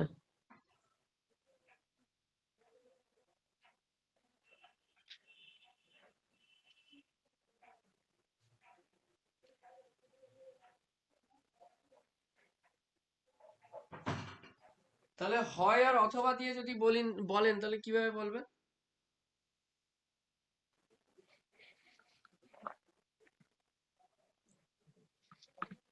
হয় আজ তুমি আমার বাড়ি আসো, অথবা আমি নিজে তোমার বাড়ি যাব। হ্যাঁ, হবে। যেভাবেই করুন মোটামুটি সম্পর্ক লাগাতে হবে। যদি আপনি সম্পর্ক তৈরি করে ফেলতে পারেন তাহলে সেটা নিত্য সম্বন্ধী। আর এই যে ভালো করে দেখবেন, হ্যাঁ, এখনই একটা জিনিস বলছি আপনাদেরকে। এই যে যদি, আর এই যে কোথায় গেল তবে, এই যে বরং আর কিন্তু, এই শব্দগুলোকে সাপেক্ষ শব্দজোড় বলে। সাপেক্ষ শব্দজোড়। ঠিক আছে? কি বলে? সাপেক্ষ শব্দজোড়। হ্যাঁ, তাহলে সাপেক্ষ শব্দজোড় কাকে বলে? দুটো যখন একসাথে ব্যবহার করা হয় সেগুলোকে। হ্যাঁ, দুটো শব্দ যখন পরস্পর সম্পর্কে আসে তখন সেই শব্দ দুটোকে বলা হয় সাপেক্ষ শব্দজোড়। আর আর কি কিছু এরকম হবে স্যার, মানে এই যদি তাহলে হয় অথবা বরং কিন্তু যেমন ছাড়া? যেমন তেমন, যখন তখন, যদি আচ্ছা, তবে, বরং তথাপি, পাছে তাই, যত তত, যাতে তাতে, এরকম অনেক কিছু হয়। মনে থাকবে? আচ্ছা। হ্যাঁ স্যার। হ্যাঁ, এগুলোকে বলা হয় সাপেক্ষ শব্দজোড়। সাপেক্ষ শব্দজোড় তৈরি করে সাপেক্ষ অব্যয়, অর্থাৎ নিত্য সম্বন্ধী অব্যয়। ঠিক আছে? ঠিক আছে। হ্যাঁ স্যার। এবার পড়ে থাকলো অনন্যই অব্যয় আর ধন্যাত্মক অব্যয়। এই দুটো কি আজকে করবেন না পরের দিন করবেন?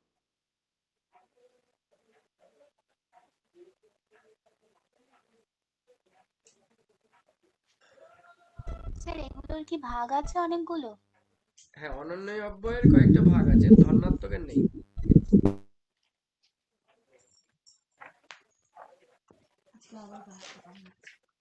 করিয়ে দেবেন স্যার?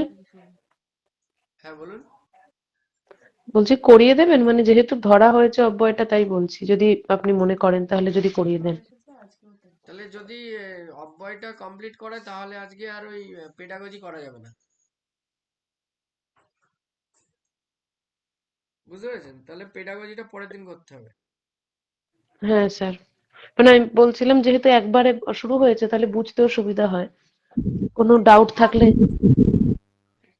সবাই সবাই কি একই মত?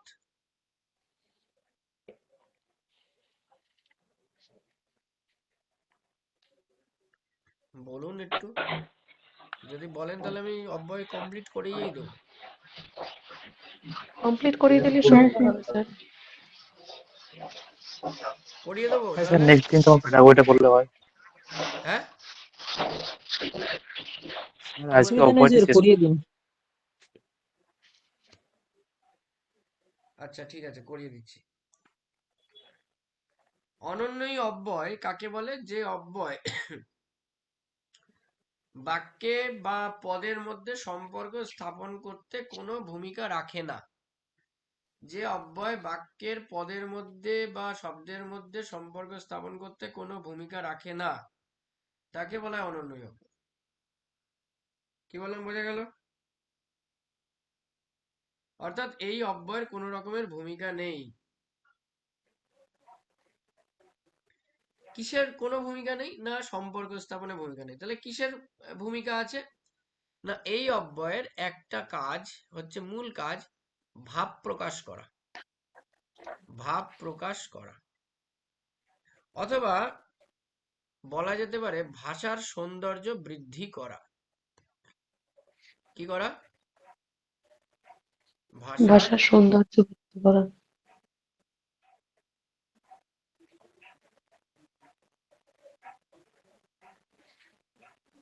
আচ্ছা, আজকে কি রোশনারা ম্যাম আছেন ক্লাসে? আপনাদের এখানে ক্লাসে? ভাব প্রকাশ করা বা ভাষার সৌন্দর্য বৃদ্ধি করা, এই কাজটা করে। পদান্বয়ী অব্যয় যেমন পদের মধ্যে সম্পর্ক স্থাপন করে, বাক্যান্বয়ী অব্যয় যেমন বাক্যের মধ্যে সম্পর্ক স্থাপন করে, অনন্বয়ী অব্যয় ঠিক তেমনি ভাবে ভাব প্রকাশ করা বা ভাষার সৌন্দর্য বৃদ্ধি করতে সাহায্য করে। দেখুন, অনন্বয়ী অব্যয় 1 নম্বর পার্ট, ভাব প্রকাশক অব্যয়। ভাব প্রকাশক অব্যয়।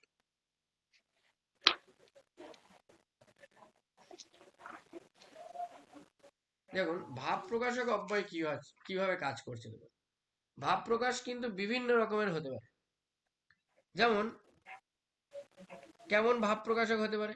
প্রশংসার ভাব প্রকাশ করতে পারে, প্রশংসা।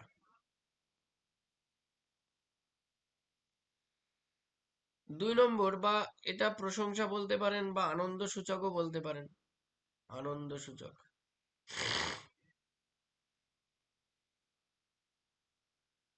2 নম্বর আপনি বলতে পারেন বিস্ময় সূচক, এটা একটা ভাব প্রকাশ হয়, ইন্টারজেকশন যেগুলো। 3 নম্বর হচ্ছে ভয়, যন্ত্রণা, দুঃখ সূচক অব্যয়।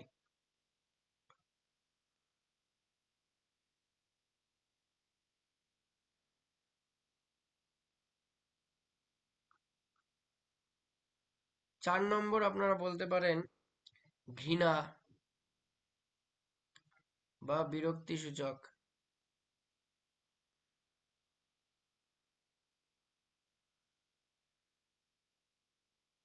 5 নম্বর আপনারা বলতে পারেন, কি বলতে পারেন?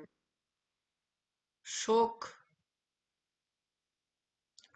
শোক, তাহলে এখানে ভয়, যন্ত্রণা, দুঃখটা কেটে দিই, দরকার নেই এখানে দুঃখ লেখার, এখানে শোক বা দুঃখ সূচক করে দিই, একই ব্যাপার। শোক যা দুঃখও দেয়, ওখানে আমি দুঃখটা কেটে দিলাম। পরে আমরা বলতে পারি সম্মতি, অসম্মতি সূচক, হ্যাঁ বা না, এই অর্থে।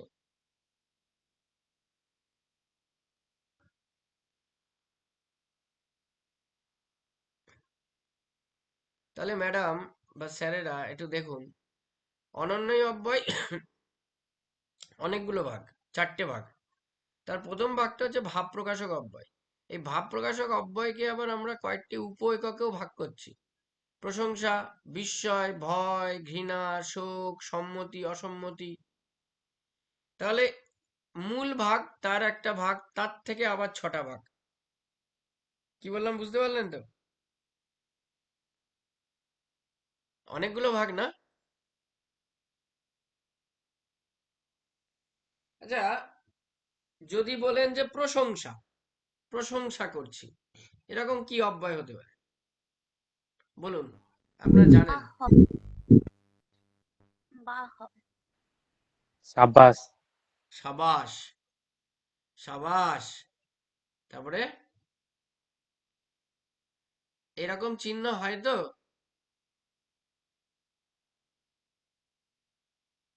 এই যে চিহ্নটা হয় তো? হ্যাঁ স্যার। আচ্ছা, পরেরটা বলুন, আরেকটা বলুন। ভালো তো, বলতে পারছেন তো, বলুন।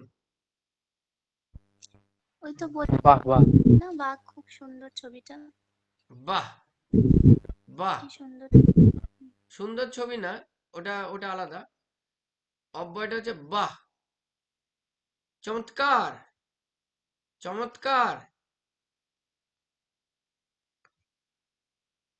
বহুত আচ্ছা, এরকম বললাম হিন্দিতে, খাসা, এরকম এগুলো আছে। আপনারা জানেন, এগুলো দেখলে বুঝতে পারবেন, খুব কঠিন কিছু নয়। বিস্ময় সূচকের মধ্যে কি আসছে? মানে বিস্ময় প্রকাশ পাচ্ছে কেমন? যেমন আমি যদি বলি আহ, বাপরে, আহা, ও বাবা। আমি যদি বলি ও মা। আর একটা কি বললেন? আহা, আহা। কি সুন্দর দৃশ্য! আহা, কি ও সুন্দর দৃশ্য! তাহলে বিস্ময় সূচক এগুলো। ভয় বা যন্ত্রণা সূচক কি হবে? ভয়। ভয় বা যন্ত্রণা সূচক কি হবে? ওরে বাবা হবে ভয়। ওরে বাবা। আর কি হবে? মা গো, ইস বাবা গো। ইস হ্যাঁ, হ্যাঁ। ইস। মা গো। হ্যাঁ, মাগো হবে। হ্যাঁ মাগো। ইস আর কি? বাবা রে। তাই তো? সরি। আর কি হবে? বাবা রে। আর কি হবে? হায় হ্যাঁ, হাই হায় হাই। হাই। High high. আচ্ছা, এই ধরনের বাক্যকে কি বাক্য বলে? এই যে এগুলো থাকলে তাকে কি বাক্য বলে? বিস্ময় সূচক বাক্য বলে। কি বলে? বিশ্ব বিশ্বাসসূচক বাক্য। বিশ্বাসযোগ্য বাক্য। বিস্ময় সূচক বাক্য, ঠিক। আচ্ছা, ঘৃণা প্রকাশ পাচ্ছে কি কিসে বলুন তো? দূর। ধিক ধিক। ধুত, আর আর ছি ছি। ছি ছি। ছি ছি। ধুত দূর না দূর বলে একটা হয়। দূর দূর। হুম। তাই তো? হ্যাঁ স্যার। আচ্ছা, শোক বা দুঃখ প্রকাশ পাচ্ছে। আহারে আহারে, কি কষ্ট! বেচারা। আবার আর কি বলবেন? না রে আচ্ছা, আমি একটা বলি। আহা হা হা। আহা হা। আর কি বলা যেতে পারে? বেচারা হবে স্যার। বেচারা। হ্যাঁ, হবে না কেন? আর কি হবে? না রে না রে। হ্যাঁ, না রে হবে। না রে। এগুলো হবে। আচ্ছা, সম্মতি অসম্মতি সূচকে কি আসবে? সম্মতি। আচ্ছা আমি যদি বলি হ্যাঁ, না, আজ্ঞে, আচ্ছা, আচ্ছা, বেশ, নিশ্চয়ই হবে। নিশ্চয়ই। হ্যাঁ, হতে পারে, নিশ্চয়ই। সম্মতি দিচ্ছি। খবরদার খবরদার কি সম্মতি অসম্মতির মধ্যে যাবে? খবরদার। অসম্মতি খবরদার কি সম্মতি ও অসম্মতির মধ্যে যাবে? অবশ্যই। হ্যাঁ, অবশ্যই। অবশ্যই হবে। অবশ্যই হবে। নিশ্চয়ই। হ্যাঁ, নিশ্চয়ই লিখেছি। ও, তাহলে ভাব প্রকাশক অব্যয় যদি বলে, তাহলে কি কি বলবেন আপনারা? প্রশংসা সূচক, বিস্ময় সূচক, ভয় বা যন্ত্রণা, ঘৃণা বা বিরক্তি, শোক দুঃখ, সম্মতি অসম্মতি। তাই তো? তাই তো? হ্যাঁ স্যার। হ্যাঁ, এই হচ্ছে ভাব প্রকাশক। এইবার আমি দ্বিতীয়টায় যাব। চারটে আছে, তার মধ্যে একটা গেল। দ্বিতীয় নম্বর হচ্ছে সম্বোধন সূচক।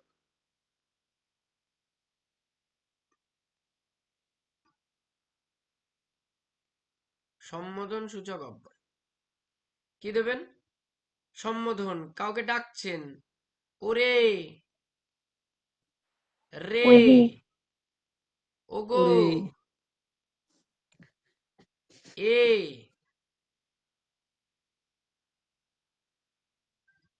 এইগুলোকে বলা হচ্ছে সম্বোধন সূচক। আবার হে, হে ওহে হবে ভগবান, ওহে, এগুলো হচ্ছে সম্বোধন সূচক।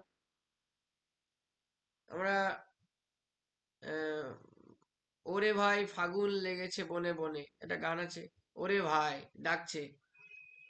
তাহলে কাউকে সম্বোধন করলে সম্বোধন সূচক অব্যয় হয়, এই অব্যয়টি অনন্যই অব্যয়ের একটি ভাগ, এটুকু মনে রাখবেন। পরে গ, প্রশ্নসূচক অব্যয়।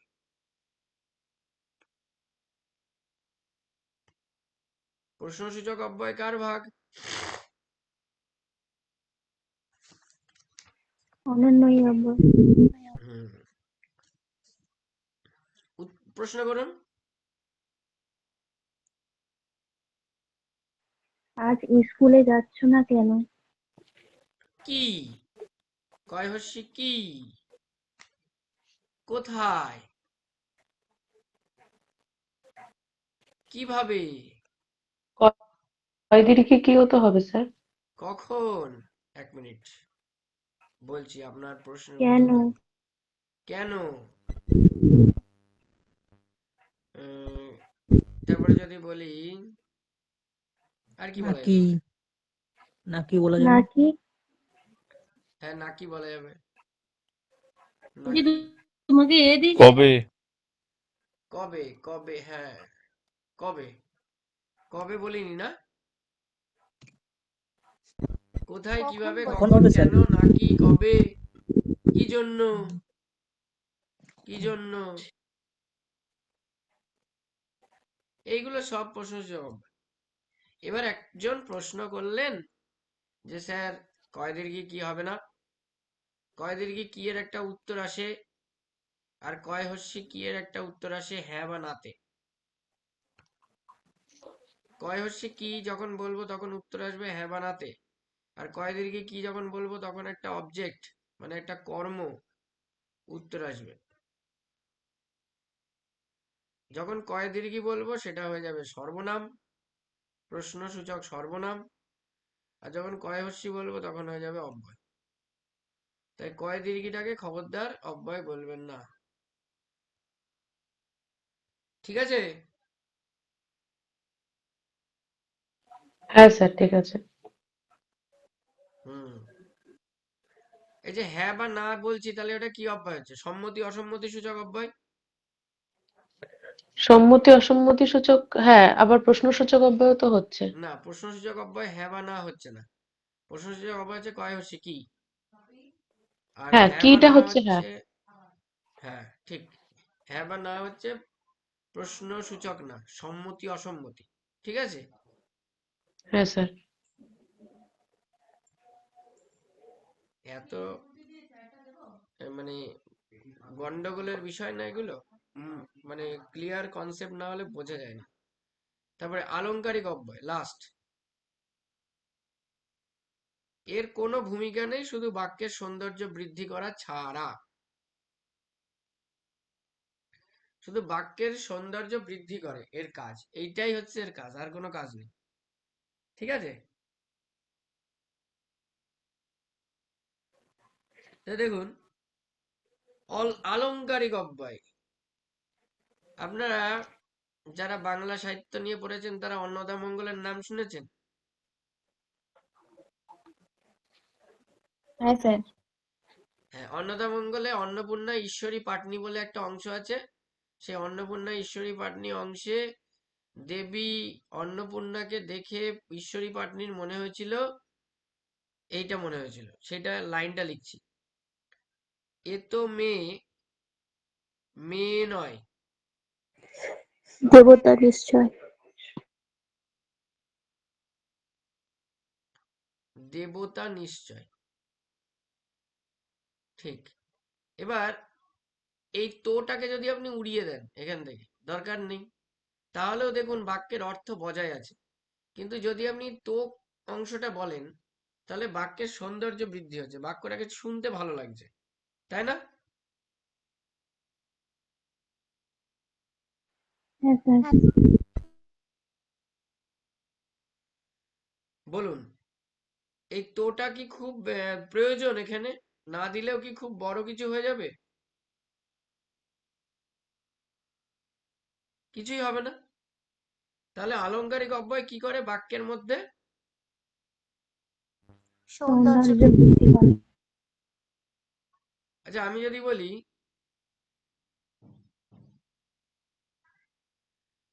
ও তো মেঘ নয়,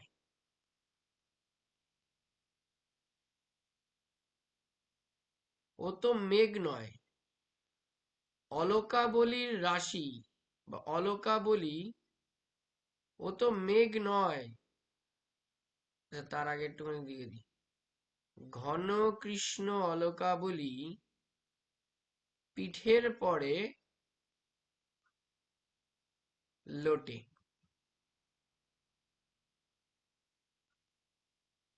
এখানে স্যার বলি মানে কি? অলকা বলি মানে হচ্ছে চুল, চুল। আচ্ছা। অলকা বলি মানে চুল রাশি, মানে কেশ রাজি। ইংরেজি এই আমরা বলি না বচন করির সময় কেশ রাজি, হ্যাঁ স্যার। হ্যাঁ, তাহলে ওইটাকে বলে অলকা বলি। তাহলে ও তো মেঘ নয়, ঘন কৃষ্ণ অলকা বলি পিঠের পরে লোটে। দেখুন তো, এই বাক্যটায় এই যে তো, এই তোটার কি কোনো ভ্যালু আছে বাক্যের সৌন্দর্য বৃদ্ধি করা ছাড়া? না স্যার। আমি যদি বলি কে বট আপনি, কে বট আপনি, আমি তো কে আপনি বললেও হতো, এই বট বলার কি খুব প্রয়োজন পড়বে? পড়ার প্রয়োজন আছে কি? আমি যদি বলি কে আপনি, তাহলে কি অর্থ বোঝা যাচ্ছে না? শুনতে পাচ্ছেন না? যাচ্ছে স্যার। হ্যাঁ, আমি যদি বলি কে আপনি, তাহলে কি অর্থ বোঝা যাচ্ছে না? হ্যাঁ স্যার। বোঝা যাচ্ছে। কিন্তু আমি যদি বলি কে বট আপনি, তাহলে কি বাক্যের সৌন্দর্য বৃদ্ধি করছে, বাক্যটাকে যেন আরো শুনতে সুন্দর করছে, তাই তো? হ্যাঁ স্যার। তাহলে এই বটটা হচ্ছে একটা আলংকারিক অব্যয়। আমি যদি বলি কত না দিনের দেখা, কত না রূপের মাঝে, কত না দিনের দেখা, কত না রূপের মাঝে, তাহলে এই যে না বলছি না, তাহলে এই কত দিনের দেখা কত রূপের মাঝে বললেও হয়ে যেত, কিন্তু না বলছি, না বলছি বলে আরো সুন্দর লাগছে শুনতে। এইটা হয়ে যাচ্ছে আপনার আলংকারিক অব্যয়। তাহলে আলংকারিক অব্যয় সম্পর্কে কারো প্রশ্ন থাকলে জিজ্ঞাসা করবে। আমরা অব্যয়ের একদম শেষ প্রান্তে চলে এসেছি। এখনই অব্যয়টা কমপ্লিটের দিকে যাচ্ছে, আর একটা পার্ট বাকি আছে, জাস্ট ধন্যাত্মক অব্যয়। বলুন।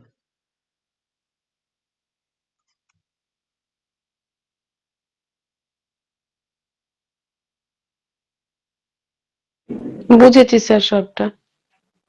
হ্যাঁ, বাড়িতে একবার দেখবেন। হ্যাঁ, একদিনে পুরোটা করানো যদিও সাইকোলজিক্যাল রং, মানে মানে মনস্তত্ত্ব দিক থেকে খারাপ দিক এটা, কিন্তু আমাদের সবই করতে হচ্ছে, একবারেই সব করে ফেলতে হচ্ছে। সামনে মাদ্রাসার ফর্মও ছাড়বে, শোনা যাচ্ছে অনেকগুলোই শূন্য পদ আছে। কোন কোন ক্লাস স্যার? আপার প্রাইমারি 9, 10, 11, 12, তিনটে।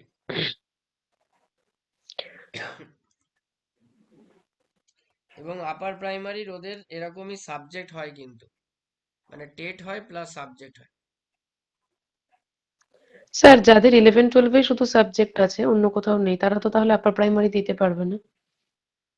মানে অ্যাকচুয়ালি নিয়ম অনুযায়ী তো তাই হয়, যে দিতে পারবে না। কিন্তু যদি এরকম কোনো ব্যবস্থা করে গভর্নমেন্টের থেকে যে তার এগেনস্টে যদি সেই ইকুইভ্যালেন্ট কোনো সাবজেক্টকে রাখা যায়, যেমন আমি পলিটিক্যাল সায়েন্সের এগেনস্টে যদি হিস্ট্রিকে রাখি, মানে হিস্ট্রি না যদি, আমার যে সাবজেক্ট স্যার তাতে কোনোদিনই পারবো না। কেন আপনার কি ফিলোসফি, ফিলোসফি। তাতে কোনোদিন সেক্ষেত্রে পারবে না। কোনোদিনই হবে না, সেক্ষেত্রে আপার প্রাইমারি কোনোদিনই ম্যাচ করবে না আমার সাথে। এখন দেখা যাক আপার প্রাইমারির যদি নোটিফিকেশন বেরোয়, তারপরে কোনো নোটিফিকেশনে কি বলছে, লেখা আছে এরকম কিছু যদি থাকে তো অবশ্যই পারবেন। ওরা তো হুম। গাইডলাইন্স দেবে না, সেই গাইডলাইন্স অনুযায়ী তো হবে। এতদিন তো কোনো সমস্যা ছিল না, এখন এই সাবজেক্টের কেসটা হয়ে সমস্যা তৈরি করেছে, তাই না? হ্যাঁ মানে আমার সাবজেক্টটা তো কোথাওই নেই, এটা নিয়ে তো এবার এত এমনও বছর। তো হতে পারে যে আপনি, আচ্ছা, আপনার ফিলোসফিতে অনার্স ছিল কিন্তু আপনার পাশে কি ছিল? হিস্ট্রি ছিল, সংস্কৃত ছিল। আচ্ছা, কোনোটাতে কি 300 নম্বর ক্রস করেছিল? হ্যাঁ হিস্ট্রিতে করেছিল। তাহলে তো আপনি হিস্ট্রিতে বসতে পারবেন। আচ্ছা আচ্ছা, তাহলে তো হবে। মানে বলছে যে গ্রাজুয়েশনে পড়েছে এমন কোনো বিষয়ে যদি 300 নম্বরের পরীক্ষা দিয়ে থাকেন, তাহলে হুম সেই হুম। বিষয়ে আপনি আপার প্রাইমারিতে পরীক্ষা দিতে পারবেন। ও স্যার না না না স্যার, স্যার আমাদের সময় তাহলে তো এখন 300 তো নাম্বার ছিল সেমিস্টার না। হয়ে গেছে। হ্যাঁ, সেমিস্টার তো 150-র বেশি ক্রস করে না। হ্যাঁ, দুটো তখন সেমিস্টার ক্ষেত্রে এক আমি সাবজেক্ট আর বলে দিচ্ছি, দুটো। এটা হচ্ছে ওল্ড নিয়মে 300 ছিল। এবার না নিউ স্যার, ওল্ড নিয়ম মানে তো আমি যে যে সময় দিয়েছি আমাদের সময় স্যার 300তে পরীক্ষা হতো না, আমাদের 200তে হতো। মনে কোন পড়েছে আমার, হ্যাঁ আমি ভুল বলেছি, আমার 200তে পরীক্ষা হতো। First year 100, second year 100, Calcutta university তারপরে হ্যাঁ ক্যালকাটা ইউনিভার্সিটি। 300 তারপরে আর আমাদের আমার তো রবীন্দ্রভারতী ছিল, আমার তো 300তে পরীক্ষা হয়েছিল পাশেই। না স্যার, না না না স্যার, আমাদের না স্যার 300ই ফিলোসফি। তো, ফার্স্ট ইয়ারে 100 আর সেকেন্ড ইয়ারে 200 করে। হ্যাঁ, তাহলে 300ই তো হয়তো ছিল। আমারও ভুল হতে পারে, আমি অনেকদিন দেখিনি তো, সেটা হতে পারে। সেকেন্ড ইয়ারে 200 শিওর ছিল, আমি কিন্তু অনেক বছর আগে হ্যাঁ, দিয়েছি। এটা হ্যাঁ। ক্যালকাটা কত- ইউনিভার্সিটি শুধু না, আপনার সব কত সালে? ইউনিভার্সিটিতে একই। আমার আপনার কত সাল? আমার গ্রাজুয়েশন 2013-তে। হ্যাঁ, হওয়ার সম্ভাবনা আছে তো আপনার 300 নম্বরের। সেক্ষেত্রে হয়ে এরকমই যাবে, তো। কেননা আমার কেননা ওটাই আমার মনে নেই, সেটাই আর জন্য এবার জিজ্ঞেস এবার করলাম একটা একটু কথা ডাউট। বলি, সেটা হচ্ছে আধুনিক যে সিলেবাস, যেটা সিবিসিএস পদ্ধতি, সেই সিবিসিএস বা এনইপি যেটা 2020, তার ভিত্তিতে তো 300 নম্বর পুড়ছে না ইলেকটিভ সাবজেক্টে। না স্যার, স্যার সেক্ষেত্রে 150 নাম্বার করে হচ্ছে। দুটো সেমিস্টার একটা সাবজেক্ট, আবার পরের দুটো সেমিস্টার আরেকটা সাবজেক্ট পাশে হ্যাঁ, আমি থাকে জানি এইরকম। ওটা। এবার সেক্ষেত্রে আপনার নোটিফিকেশনে সেরকম উল্লেখ করতে হবে, নাহলে যারা নতুন পরীক্ষা দিচ্ছে নতুন সিলেবাসে বা নতুন আঙ্গিকে, তারা তো তাহলে কোনোদিনই আপার প্রাইমারি পরীক্ষায় বসতে পারবে না, তাই না? তারা 11-12 বসতে পারছে বা অন্য কোনো জায়গায় বসতে পারছে, সে আপার প্রাইমারিতে বসতে পারবে না, এটা হতে পারে? নিশ্চয়ই কোনো নোটিফিকেশনে চেঞ্জ আনবে। আসলে এদের সবই তো উল্টোপাল্টা কাজ, কোন সময় কি করে কিছু বোঝা যায় না। দেখুন, দেখা যাক তাহলে, নোটিফিকেশন দিক। হ্যাঁ, নোটিফিকেশন দিক, অসুবিধা নেই। আপনি একটা কাজ করবেন, আপনার তো সিডিপি বাংলা ইংরেজি কম্পালসারি, তাই না? হ্যাঁ আপনি একটু অল্প অল্প করে কোনো একটা জিকে বইয়ের থেকে ইতিহাস আর ভূগোলটা পড়তে থাকবেন। অথবা আমি বলছি শুনুন, যদি এরকম নাও করেন, তাহলে ক্লাস 7-8-এর বা 6-এর যে ইতিহাস আর ভূগোল বইটা রয়েছে, সেইগুলো একটু উল্টে পাল্টে দেখতে শুরু করতে পারেন হালকা পাতলা করে। আচ্ছা আচ্ছা, তো কবে নাগাদ ওটা হতে পারে সেরকম কিছু জানুয়ারি বলেনি না জানুয়ারি মাঝে? মাসে শিওর শট নাকি নোটিফিকেশন আসবে, সমস্ত জায়গা থেকেই বলা হচ্ছে। নোটিফিকেশন স্যার আছে? মার্চের থার্ড উইক এরকম একটা দেখছিলাম, মার্চের থার্ড উইক করে আপার প্রাইমারিটা হতে পারে। হ্যাঁ, আমিও মানে তাই জানি। মাদ্রাসার আপার প্রাইমারি না এই আপার না, না, প্রাইমারি? না স্কুল না, সার্ভিস। মাদ্রাসা নয়, ওয়েস্ট বেঙ্গল স্টেটে। ওয়েস্ট বেঙ্গল স্টেটের, আচ্ছা। মাদ্রাসাটাও বেরোবে, কিন্তু মাদ্রাসা হয়তো বেরিয়ে, মাদ্রাসা স্যার আগের বার দিয়েছিলাম 11-12, ওটাতে মানে সিলেক্টেড যে হয়নি সেটা দিয়েছে, কিন্তু কোনো কাট অফ বা কত কি মার্কস কিছুই দেখায়নি, তো বুঝতেও পারছি না কতটা পিছিয়ে আছি।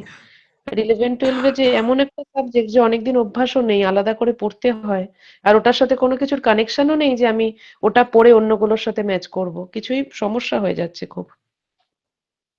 হুম, সেটাই, মানে সেটাই মূল কথা। যার জন্য এবছর এসএলএসটি টাও পারিনি, মানে যেহেতু আমার এক্সপিরিয়েন্স ছিল না, তো এসএলএসটি তেও হলো না যার জন্য। কিন্তু ফিলোসফিতে কতগুলো ছিল আপনার সিট? এখন মনে নেই স্যার, ফিলোসফির সিট কমই ছিল, ওদের কাট অফও খুব কম গেছে, কিন্তু আমার প্রবলেমটা কি হয়েছে, আমি তো মাস্টার্স করেছি 15 সালে, এবং তারপর থেকে তারপরে আর পড়ানো হয়নি ফিলোসফি প্র্যাকটিস। না, পড়িয়েছি, ফিলোসফি পড়াতাম, কিন্তু পরবর্তীতে যেহেতু আমি জবে ঢুকে যাই, হয় না না এত বছর ধরে এরকম, তো তখন হুম, আমার পক্ষে ফিলোসফি কন্টিনিউ করা সম্ভব হয়নি। আর আমি এবারে টোটালি 11-12 এর পুরো মানে মানে সিলেবাস শেষ করে গেছিলাম, কিন্তু কোয়েশ্চেন এসছে গ্রাজুয়েট লেভেল থেকে, তো ওটা আমার পক্ষে আর করা সম্ভব হয়নি। তাও মানে এক্সপিরিয়েন্সের নাম্বারটাও ম্যাটার করে, সেটাও ছিল না, সেটা আমি বাদ দিচ্ছি, কিন্তু আমি এমনিও কাট অফ ক্লিয়ার করতে পারিনি। হুম। ওই ফিলোসফি সাবজেক্টটার জন্য আমাকে সর্বক্ষেত্রে এত বছর ধরে ফেস করে যেতে হচ্ছে। ফিলোসফিটা তাহলে পড়ুন অল্প পড়ছি বিস্তর। স্যার, পড়ছি, কিন্তু ওই যা হয় এবারে কোয়েশ্চেন খুবই টাফ এসছে, মানে আমার পরিচিত আচ্ছা এমন আমি যে যারা একটুখানি বলে দিই আপনাদেরকে, সবাইকেই বলছি। সেটা হচ্ছে মাদ্রাসা এবং আপার প্রাইমারি তো হয়তো নোটিফিকেশন আসবে, সাথে PSC assistant master and assistant mistress এরও কিন্তু নোটিফিকেশন আসার চূড়ান্ত সম্ভাবনা রয়েছে 2026 সালের শুরুতেই, জানুয়ারি মাসে। এবং প্রায় মানে 1200 থেকে 1500 ভ্যাকান্সি থাকতে পারে সেখানে, কিন্তু আপনাদের সাবজেক্ট থাকবে, মানে প্রত্যেকের সাবজেক্ট থাকবে, সে ফিলোসফি হোক বা এডুকেশন হোক বা সাইকোলজি হোক, যাই হোক, বাংলা ইংরেজি ইতিহাস আছেই। তো এটাও একটা কিন্তু ভালো সুযোগ যদি বিএড করা থাকে, দেখবেন, চেষ্টা করবেন। সিলেবাস আপনারা জানেন হয়তো। এটা কবে আসবে বললেন? জানুয়ারিতে? একদম জানুয়ারিতে। এবং শোনা আচ্ছা। যাচ্ছে যে স্যার এই ওই এক্সামটাই এবছর 7 সেপ্টেম্বর হওয়ার কথা ছিল, জানুয়ারিতে নোটিফিকেশনটা এসছিল, একটা হ্যাঁ, যেরকম আমি একটা তাই ভাবছি যে এরকম এই একটা এক্সামটাই এই নোটিফিকেশন 25 সেভেন কোথায় আছে। কিন্তু সেপ্টেম্বর কথা হওয়ার হচ্ছে কথা যে ছিল। বিষয়টা কিছুই না, বিষয়টা হচ্ছে ইন্ডিকেটিভ নোটিফিকেশন দিয়েছিল 2024-এ, ঠিক আছে? এবার সেই ইন্ডিকেটিভ নোটিফিকেশনটার ভিত্তিতে এবছর পরীক্ষা হওয়ার কথা ছিল। তাই যখনই নোটিফিকেশন আসুক না কেন, যেহেতু ইন্ডিকেটিভ নোটিফিকেশন অলরেডি পাবলিশড হয়ে গেছিল 2024 সালে, সেই 2024 সালের 1 জানুয়ারি তারিখে যার যে এজ ছিল, সেই এজ ধরেই কিন্তু তার এজ কাউন্ট হবে। কি বললাম বুঝতে পেরেছেন? আচ্ছা। হুম। আপনার 2026 সালের এজ ধরা হবে না, 24 সালের এজটা ধরা হবে। হুম। হুম। এই হচ্ছে মূল কথা। বুঝতে পেরেছি। সামনে দুটো মানে 3-4টে সুযোগ আছে। আর একটা শোনা যাচ্ছে কানাঘুষো, মানে অনেকদিন ধরেই শোনা যাচ্ছে, দেয়নি যদিও, হয়তো ভোটের আগে দিতেও পারে। সে হচ্ছে পাবলিক সার্ভিস কমিশনের sub inspector of school, SI. এই তো স্যার বহুদিন ধরে শুনছি, এটা তো কিছু আসছেই না। হ্যাঁ, ওটাতে আপনার B Ed must plus MA, master degree plus আর বিএড। স্যার এটার পরীক্ষার ধরনটা কি থাকে? 50 নম্বর আপনার এডুকেশন থাকে, 25 নম্বর অ্যারিথমেটিক থাকে, আর 25 নম্বর কারেন্ট অ্যাফেয়ার্স থাকে। আচ্ছা। 50 মার্কস হচ্ছে এডুকেশন, মানে আপনার বিএড এর বইয়ের থেকে প্রশ্নগুলো আসে মেনলি। এটা আচ্ছা। 100 নম্বরের রিটেন, প্লাস আপনি রিটেনে কল পেলে, ইন্টারভিউতে ডাক পেলে, ইন্টারভিউ হয়, ইন্টারভিউ থাকে 100 নম্বরের। 100 নম্বর ইন্টারভিউ থাকে? আচ্ছা।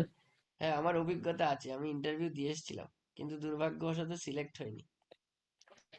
ওই 100 নম্বর ইন্টারভিউতে থাকে মানে পার্ট পার্ট করা থাকে নাকি?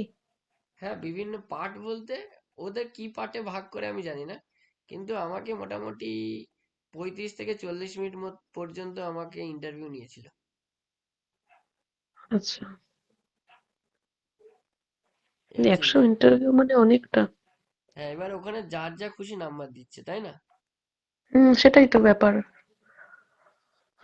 দেখুন, লাস্ট হচ্ছে ধনাত্মক অব্যয়। ধনাত্মক অব্যয় কি না, বাস্তব ধ্বনির ব্যঞ্জনা সৃষ্টি করে বা অনুভূতি সৃষ্টি করে। ধনাত্মক শব্দ কি আপনাদের সঙ্গে আমি কোনোদিন আলোচনা করেছি এর আগে কোনো ক্লাসে? একটা ক্লাসে মনে হয় করেছিলাম না, শব্দ ওই মধ্যে ধনাত্মক শব্দ। দেখুন তো, আমি একটা উদাহরণ স্যার দিচ্ছি। হয়েছিল, না স্যার, আমি ধনাত্মক তো প্রথম থেকে। অনুপকার শব্দদ্বৈত এগুলো হয়েছিল। আমি যদি বলি শন শন, শন শন হাওয়া বয়, কুলু কুলু নদী কুলু কুলু বেগে বহিতেছে। আমি যদি বলি টাকডুম বাজে, দেখুন তো এগুলো দিয়ে কোনো আওয়াজ তৈরি হচ্ছে, শব্দ তৈরি হচ্ছে, মানে ধ্বনি তৈরি হচ্ছে, কোনো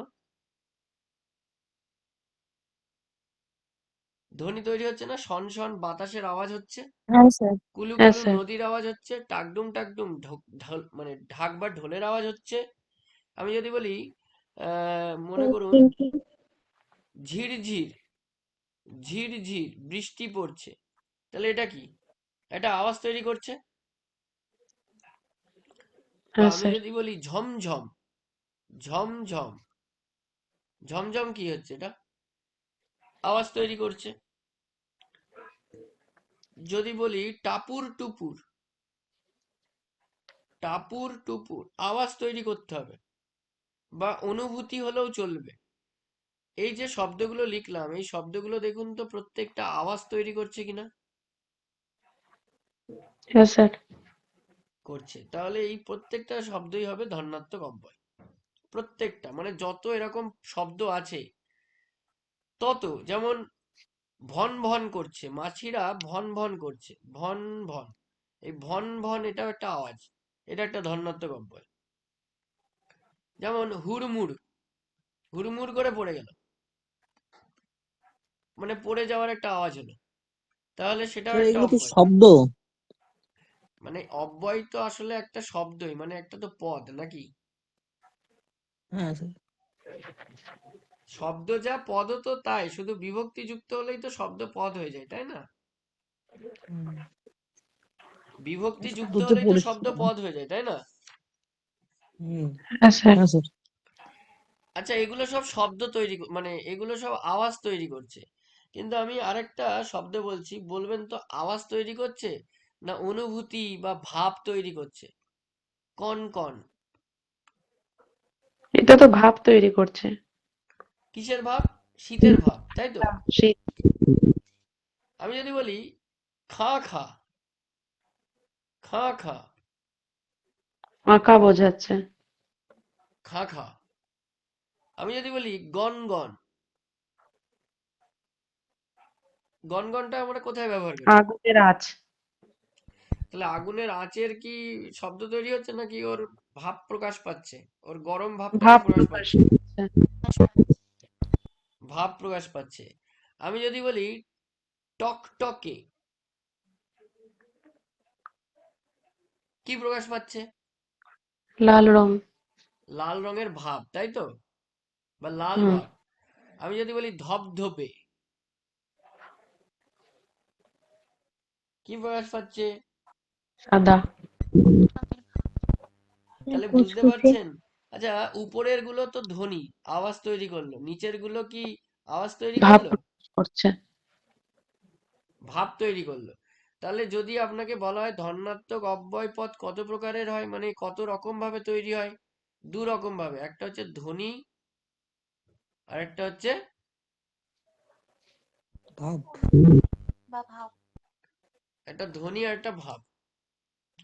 আমি যদি বলি কুচকুচে, কুচকুচে কি হবে? কালো রং বোঝাচ্ছে। তাহলে কি ধ্বনি নাকি ভাব? ভাব। ভাব প্রকাশ করছে। আমি যদি বলি, মনে করুন ছিপছিপে, ছিপছিপে কি বলবো? ভাব। ভাব। তাহলে পুরো অব্যয় পড়ানো কমপ্লিট হলো। এর মধ্যে থেকে সমস্ত প্রশ্ন পাবেন, যা দেবে, এর বাইরে থেকে কিছু পাবেন না, মানে এর বাইরে থেকে কিছু আসার নেই। এবং এটা পড়ে গেলে, এটা উপলব্ধি করলেই সমস্ত অব্যয় কমপ্লিট। এবার আমাকে বলুন আপনাদের কোনো সমস্যা হচ্ছে কিনা, বা একবার দেখে নিতে পারেন। যদি বলেন যে আমাকে কোনো একটা পার্ট দেখান, তাহলে আমি সেটা বের করে দিচ্ছি।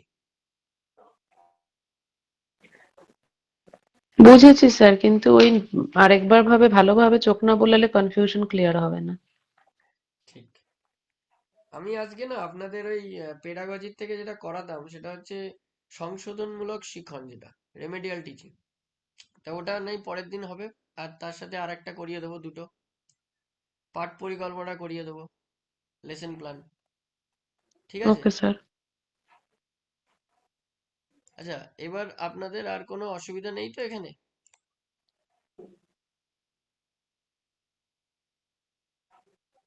স্যার আপনি কোশ্চেনের ওই অ্যান্সার কিটা পাঠিয়ে দিয়েছেন বললেন না? হ্যাঁ, ওটা স্যার বললো আচ্ছা। ক্লাসের পরে দিয়ে দিচ্ছে। Okay sir. স্যারকে বলে দেবো যে ক্লাস হয়ে গেছে, স্যার দিয়ে দেবে। 30টা কোশ্চেন ছিল না? হ্যাঁ স্যার। ঠিক আছে। আচ্ছা, আপনাদের আবার পরীক্ষা নেওয়ার ডেট কবে? এই তো রোববার দিন।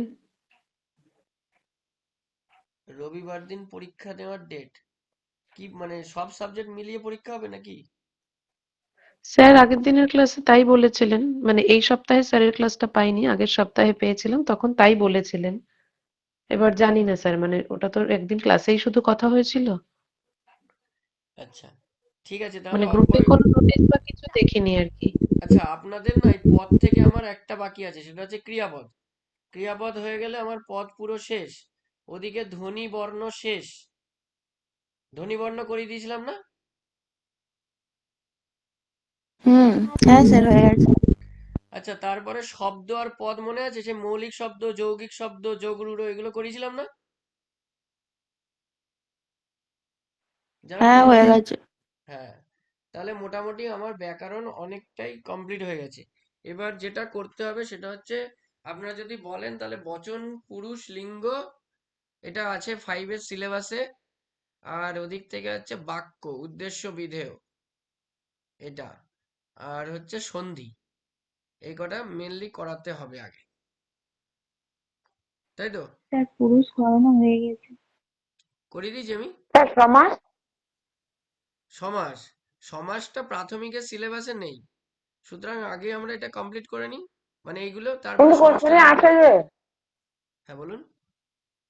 ধরুন কোশ্চেনে আসে। প্রাথমিকের কোশ্চেনে আসে সমাস? হ্যাঁ। আমি তেমন যদিও দেখিনি এখনো তেমন অর্থে। না এই ক বছর আসেনি। হ্যাঁ, সাধারণত আসেন না, সাধারণত। যদি আমি করিয়ে দেবো, চিন্তার কিছু নেই, কিন্তু আগে এগুলো কমপ্লিট করি, তারপরে ওটা করিয়ে দেবো, স্যার ঠিক আছে? আপারে আছে সমাজটা? হ্যাঁ, ক্লাস 8-এ আছে সমাস। আচ্ছা।